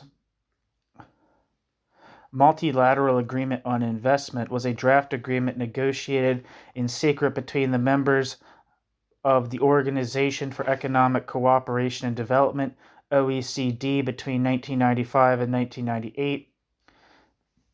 The Multilateral Agreement on Investment sought to establish a new body of universal investment laws that would grant corporations unconditional rights to engage in financial operations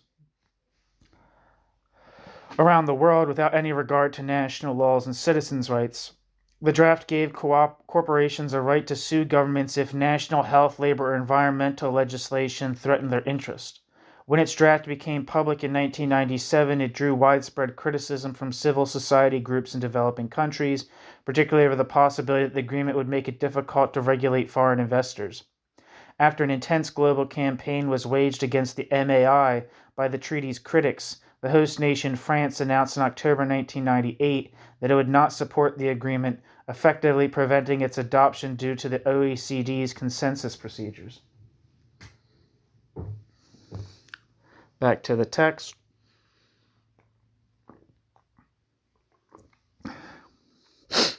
Not unlike the anti-national left in Germany, this experience resulted in the raising of new political questions about leftist radical work and the content of an emancipatory critique, and it had deep implications for the group's political practice. De Fabel felt the need to find alternatives to an anti-globalization framework and to, quote, develop explicitly left-wing analyses and campaigns connected to international solidarity. Footnote. Ibid. End footnote. After concluding that attempts to, quote, integrate anti-capitalist, anti-patriarchal, and anti-racist analyses into the campaigns against free trade, end quote, were unsuccessful, they came to view right-wing participation in the anti-globalization movement as, quote, not a coincidence, end quote. It was rather, quote, caused by structural flaws in the campaigns, end quote.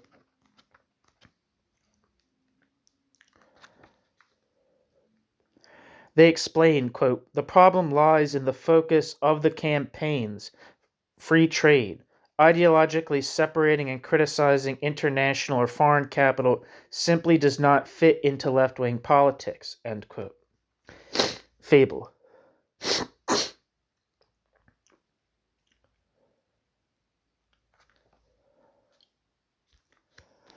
This meant that efforts to include statements about nationalism within campaigns targeting, quote, globalization or, quote, free trade had no effect because, quote, their central concept, the supposed, quote, globalization, forces upon their readers a right-wing and nationalist conceptual framework and way of thinking, end quote.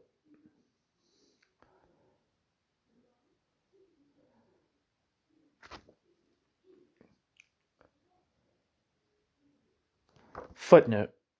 Eric Kreber's Harry Wester Inc.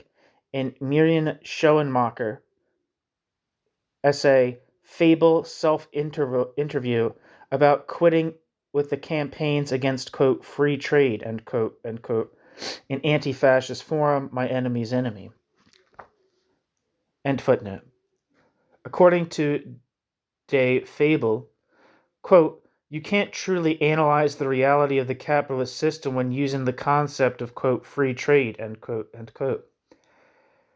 It is flawed because it, quote, suggests a conflict between the state and capital which does not exist in reality, end quote.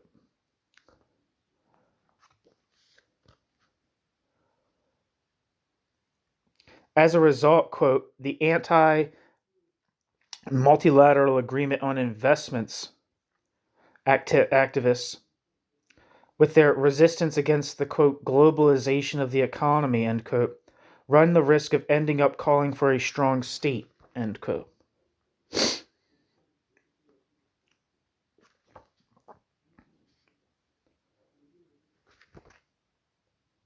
Footnote.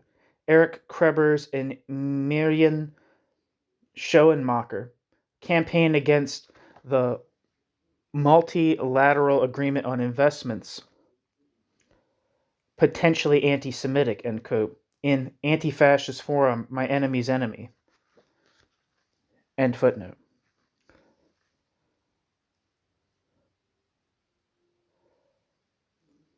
As an alternative conceptual lens, De Fable offers, quote, the concept of the international division of labor, end quote, as being, quote, more appropriate to analyze the international shipment of capital and goods, end quote.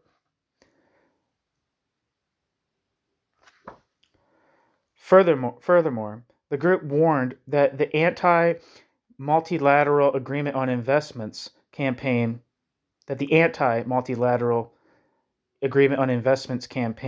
was, quote, potentially anti-Semitic, end quote.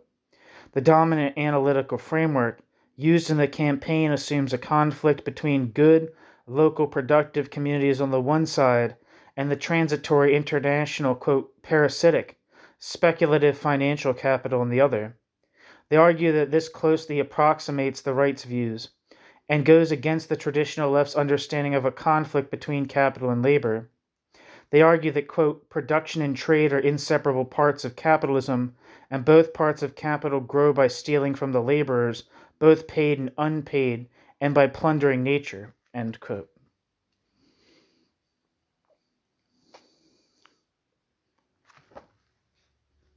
Political activism always has to be considered not only in regard to its direct political effect, but also in terms of its, quote, metapolitical, end quote, implications.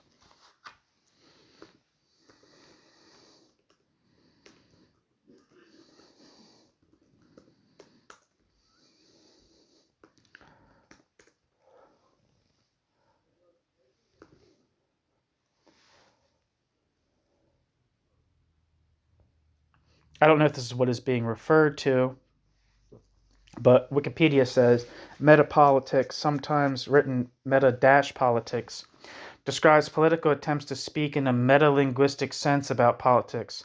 That is, to have a political dialogue about politics itself. A political dialogue about politics itself, bracket, citation needed, end bracket. Activists who use the phrase metapolitics often view metapolitics as a form of, quote, inquiry in which the discourse of politics and the political itself is reimagined and reappropriated. The term was coined by Marxists and is almost always used in the context of ideological discourse among the far left and far right, unlike the wider academic field of political philosophy. Those citing the term often do so in an attempt to take a, quote, self-conscious, end quote, role in describing their preferred form of political inquiry.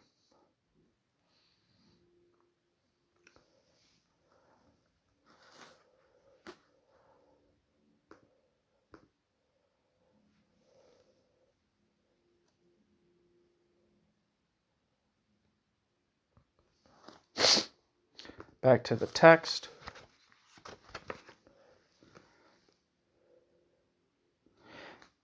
DeFable writes, quote, "The alliances that progressives enter into will inevitably influence the outcome of their opposition, ... for whom they choose to walk with ultimately plays a large part in determining where we end up walking," end quote.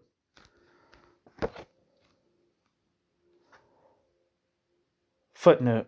Hildegard quoted in Kreber's and Schoenmaker's DeFable van de illegal quits Dutch anti-multilateral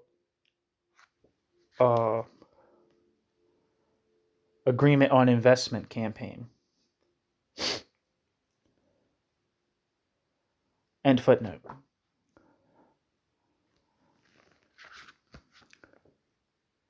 For these reasons, DeFable did not view their withdrawal from the anti-multilateral agreement on investments campaign.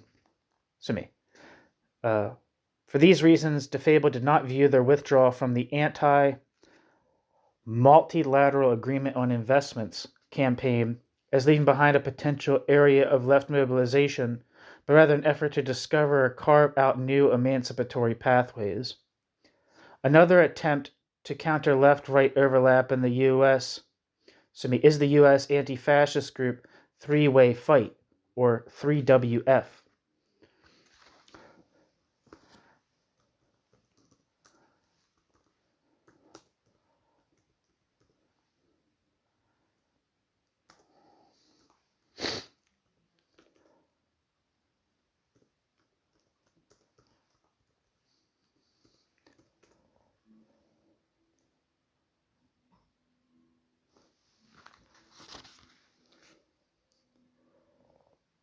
Their name comes from the basic insight that the left lacks a monopoly on opposition to capitalism, or at least towards its symbols, and as a result it is not challenged by one single opponent, the left, but also by fascist and radical Islamist forces. This became clear not only through Three-Way Fight's close observation of, quote, anti-capitalist positions within the U.S. white nationalist and far-right movements, but also through the analysis of the ideology of Al-Qaeda and similar movements following the attacks of September 11, 2001. I don't know if they're going to mention it, but there appears to be a book by Three-Way Fight published by PM Press.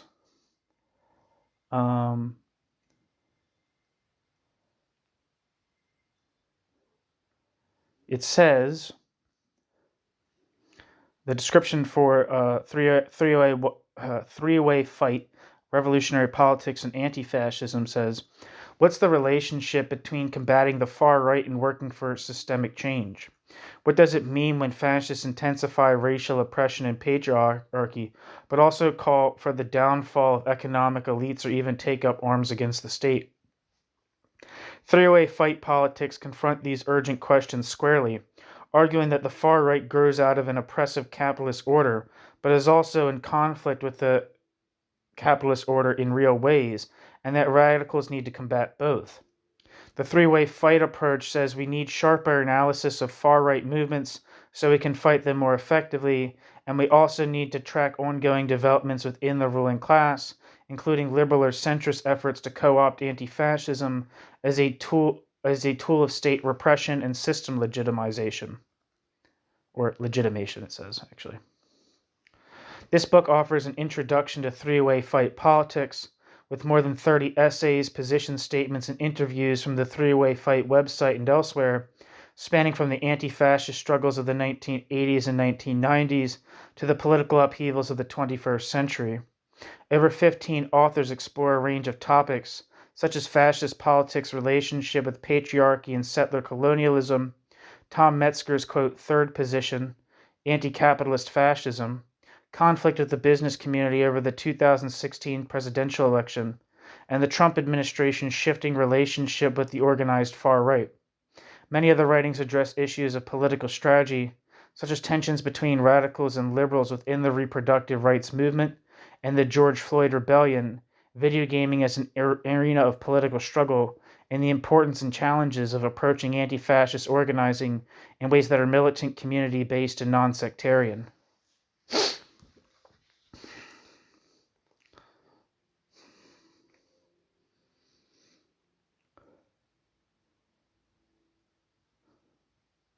Back to the text. Like De Fabel and the anti-German nationalist, the three-way fight acknowledges that a critique of capitalism is not the prerogative of the left, but rather is a perspective that takes many forms and stretches across the political spectrum. Yet in contrast to these groups, this observation has had only minor implications for the political analysis of the three-way fight. For this U.S. anti-fascist group, it means intervening against attempts by right-wing groups to participate in and influence left-wing movements or issues, most recently seen in connection with the Occupy movement. Footnote.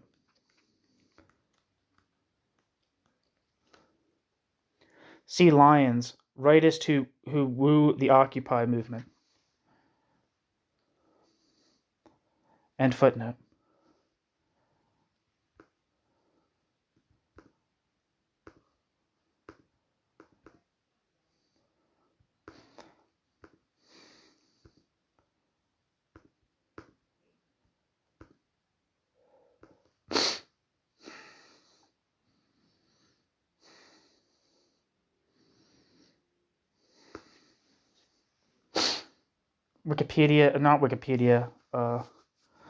politicalresearch.org says Matthew N. Lyons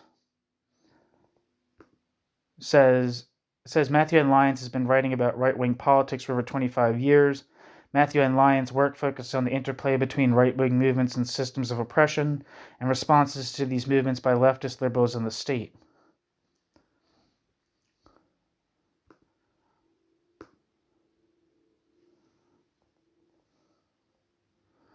He writes regularly for the radical anti-fascist blog Three-Way Fight, and his work has also appeared in The Guardian, New Politics, Socialism and Democracy, Tell Sir, Upping the Ante, and other publications.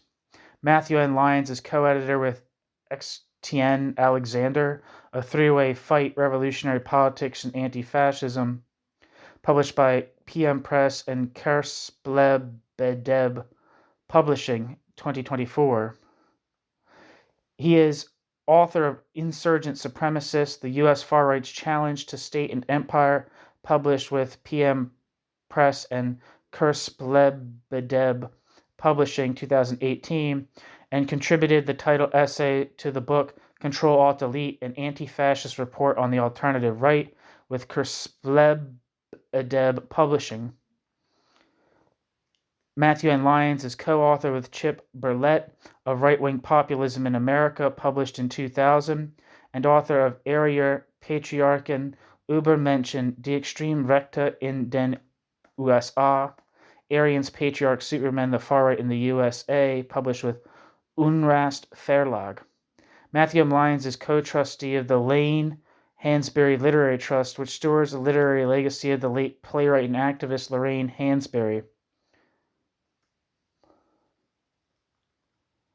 All right. So, back to the text. End footnote.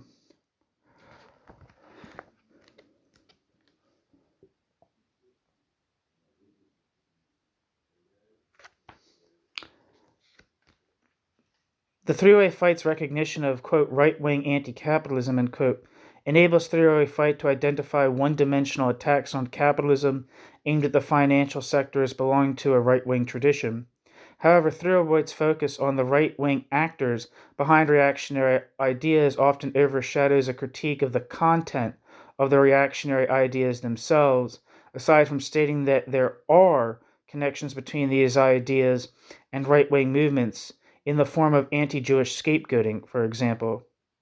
But the reactionary opposition to capitalism is not the simple result of consciously right-wing forces, nor can reactionary opposition to capitalism's presence in left-wing movements be understood as a result of penetration and conscious infiltration of them. Exclusion of right-wing actors does not prevent leftists from expressing reaction ideas, albeit in altered forms. In some cases, left-right connections are completely absent when reactionary ideas are present in left-wing movements. Instead of intentional infiltration, they emerge unintentionally out of a binary, personalized, or reductionist critique of capitalism. Three-way fight's recognition that right-wing forces also present a counter-hegemonic threat led the group to criticize the binary worldview of, quote, us versus, quote, them, which they defined as one between, quote, capitalists and, quote, us, that is to say, the political left. Three-way fight replaced this bipolar worldview, however, with an only slightly modified tripolar worldview, in which a, quote, three-way fight, end quote, exists between, quote, them, and us, end quote. In this schema, quote, the two sets of, quote, them, represent the capitalist and the fascists, end quote, whereas the, quote, us is understood as, quote, the anti-authoritarian revolutionary left, end quote. Footnote.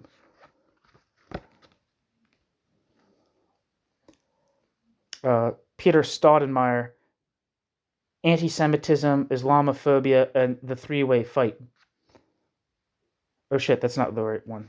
No, yeah, it is. Published in Upping the Ante 5, October 2007. End footnote. While this may appear to be a framework for conceptualizing principled opposition to counter-hegemonic right-wing movements, it enabled the same kind of left-right alliance that the framework was designed to prevent. This was shown in the group's open support for Hezbollah in Hezbollah's military conflict with Israel in 2006.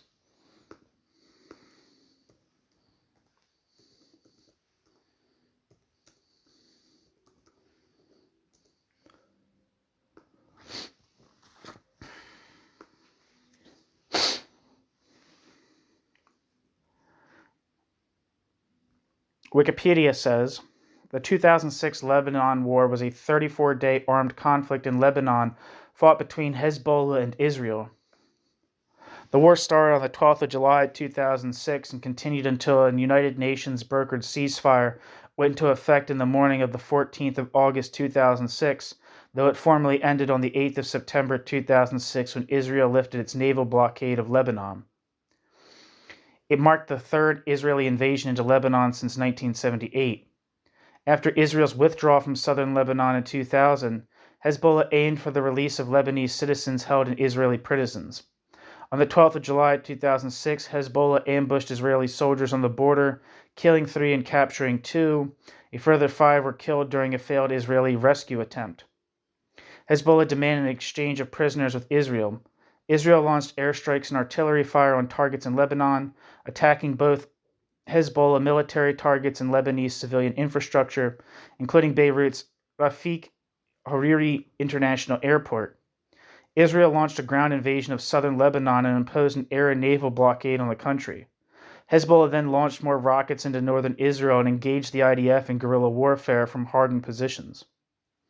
On the 11th of August 2006, the United Nations Secretary Council unanimously approved United Nations Security Council Resolution 1701 in an effort to end the hostilities, which called for disarmament of Hezbollah, Israeli withdrawal from Lebanon, and for the deployment of the Lebanese armed forces and an enlarged United Nations interim force in Lebanon.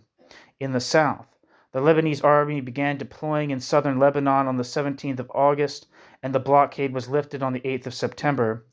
On the 1st of October, most Israeli troops withdrew from Lebanon, although the last of the troops continued to occupy the border-straddling village of Gejar. Both Hezbollah and the Israeli government claimed victory, while the Winograd Commission deemed the war a missed opportunity for Israel, as it did not lead to disarmament of Hezbollah. The conflict is believed to have killed between 1,191 and 1,300 Lebanese people, and 165 Israelis. It severely damaged Lebanese civil infrastructure and displaced approximately 1 million Lebanese, and 300,000 to 500,000 Israelis. The remains of the 2 captured soldiers whose fates were unknown were returned to Israel on the 16th of July 2008 as part of a prisoner exchange. Back to the text.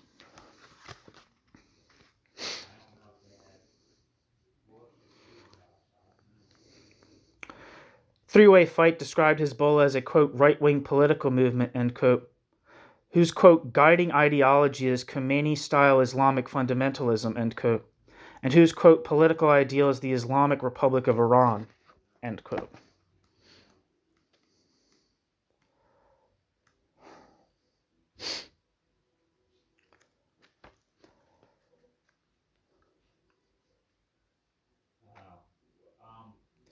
According to them, the radical Islamist group, quote, enforces medieval religious law, imposes brutal strictures on women and LGBT people, persecutes religious and ethnic minorities, and has executed tens of thousands of leftists and other political dissenters, end quote. They continue, quote, this is not exactly a liberatory model, end quote. Nonetheless, while leftists should, quote, recognize the differences, end quote, between, quote, leftist and rightist versions of insurgent politics, end quote, and be, quote, warned against dangerous alliances, end quote. Matthew Lyons wrote, this was only sometimes the case. While a warning against right-wing movements and ideas in the anti-globalization is, quote, exactly what was needed, end quote, Matthew Lyons states, at other times left-right alliances should be pursued. Matthew Lyons writes, quote, sometimes what we need to do is defend rightist forces in specific ways and specific situations against a greater political threat. My enemy's enemy is not necessarily my friend, but sometimes we need to defend people who are not our friends, end quote.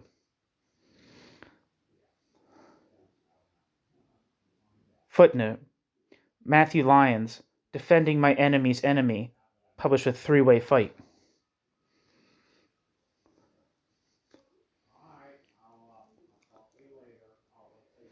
This was the case, end footnote, this was the case, Three-Way Fight argued, during the war between Israel and Hezbollah in 2006, in which the group threw its support behind the, quote, Party of God.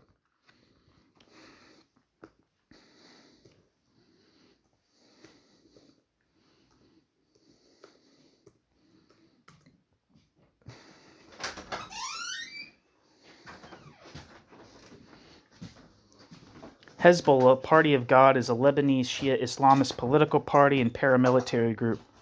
Hezbollah's paramilitary wing is the Jihad Council, and its political wing is the Loyalty to the Resistance Bloc Party in the Lebanese parliament. Hezbollah's armed strength was assessed to be equivalent to that of a medium-sized army in 2016.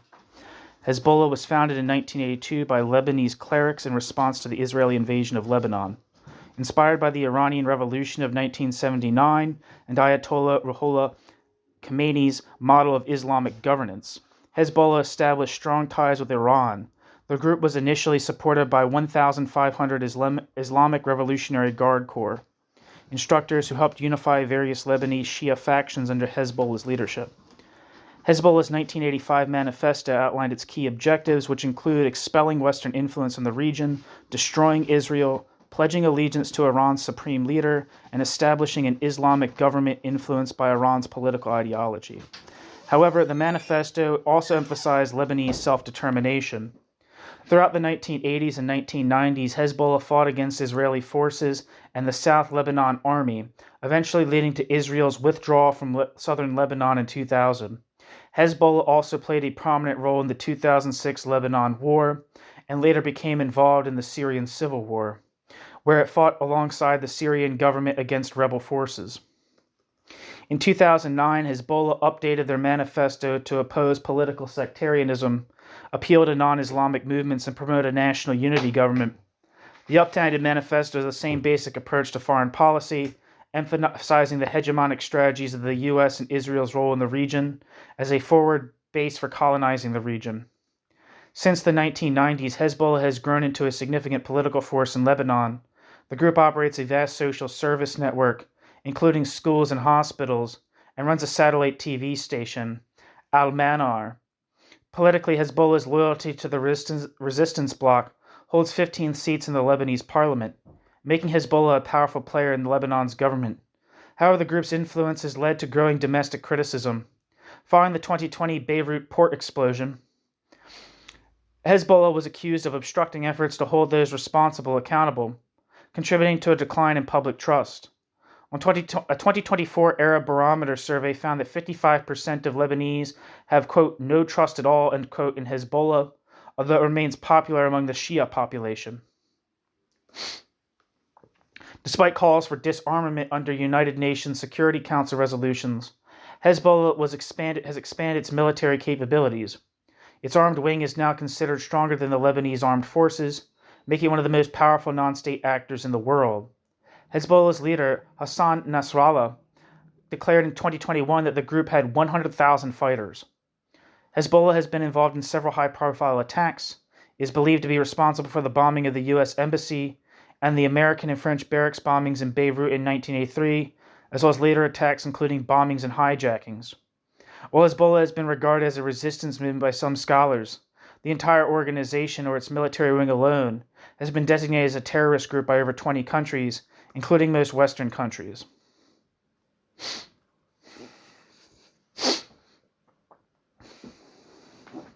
Its allies include Cuba, Iran, North Korea, Russia, Syria, Venezuela, Iraq, and Lebanon, (partial).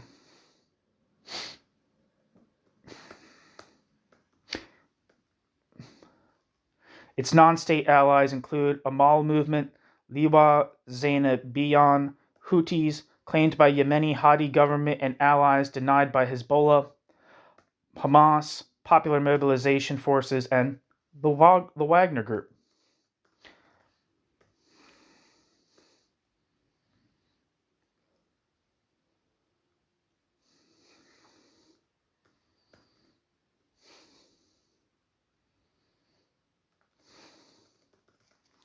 Back to the text.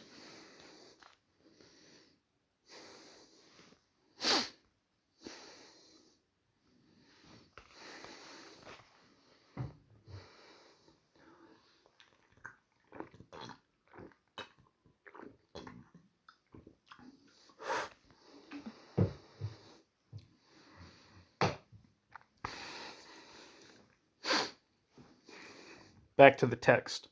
But why? How could an anti-fascist group critical of reactionary anti-capitalist ideology come to support a, quote, right-wing political movement, end quote, such as this one? Simple. First, by treating this movement's enemy as the pure expression of its own opposition. Instead of a national conflict, the war between Israel and Hezbollah was treated as an anti-capitalist conflict. For a three-way fight, quote, Zionism is nothing more than a, quote, example of global capitalism, end quote. Jesus Christ. Besides the anti-Semitic content of that, that's just like a stupid fucking statement.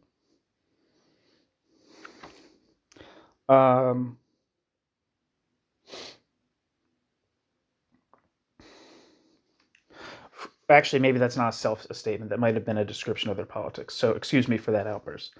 And second, by avoiding to define Hezbollah as, quote, fascist, support for whom would outright contradict the group's anti-fascist self-understanding.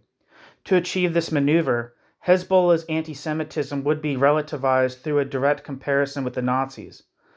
Lyons writes, for example, it's, quote, quite possible for Hezbollah sometimes engages in anti-Jewish scapegoating, but the organization is not continuing Hitler's work and does not exist in order to kill Jews, end quote. Case closed. Despite their clear right-wing character, they deserve support, Matthews argues. Therefore, despite the attempt to find a new orientation in the face of the complexities and differing directionalities of ideological and material struggles, the three-way fight reverts to a vulgar anti-imperialist position defined by a binary global struggle in which capitalism is concentrated in the U.S. and Israel, and even the most reactionary, non-quote fascist forces lining up against them potentially deserve support.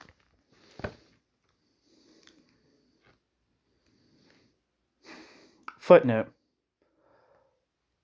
For more on the, quote, concretization of the abstract, end quote, as, quote, a fetishization of capital on the global level as the USA, or in some variants as the USA and Israel, end quote, in the, quote, neo-anti-imperialism, end quote, see Moish Pastone's article, History and Helplessness. End footnote. This is the background context for this book. The failure of the left to develop an emancipatory perspective opposed to nationalism, the nation, and the nation-state. Now I will return to the specific social and political context out of which the German anti-national left emerges.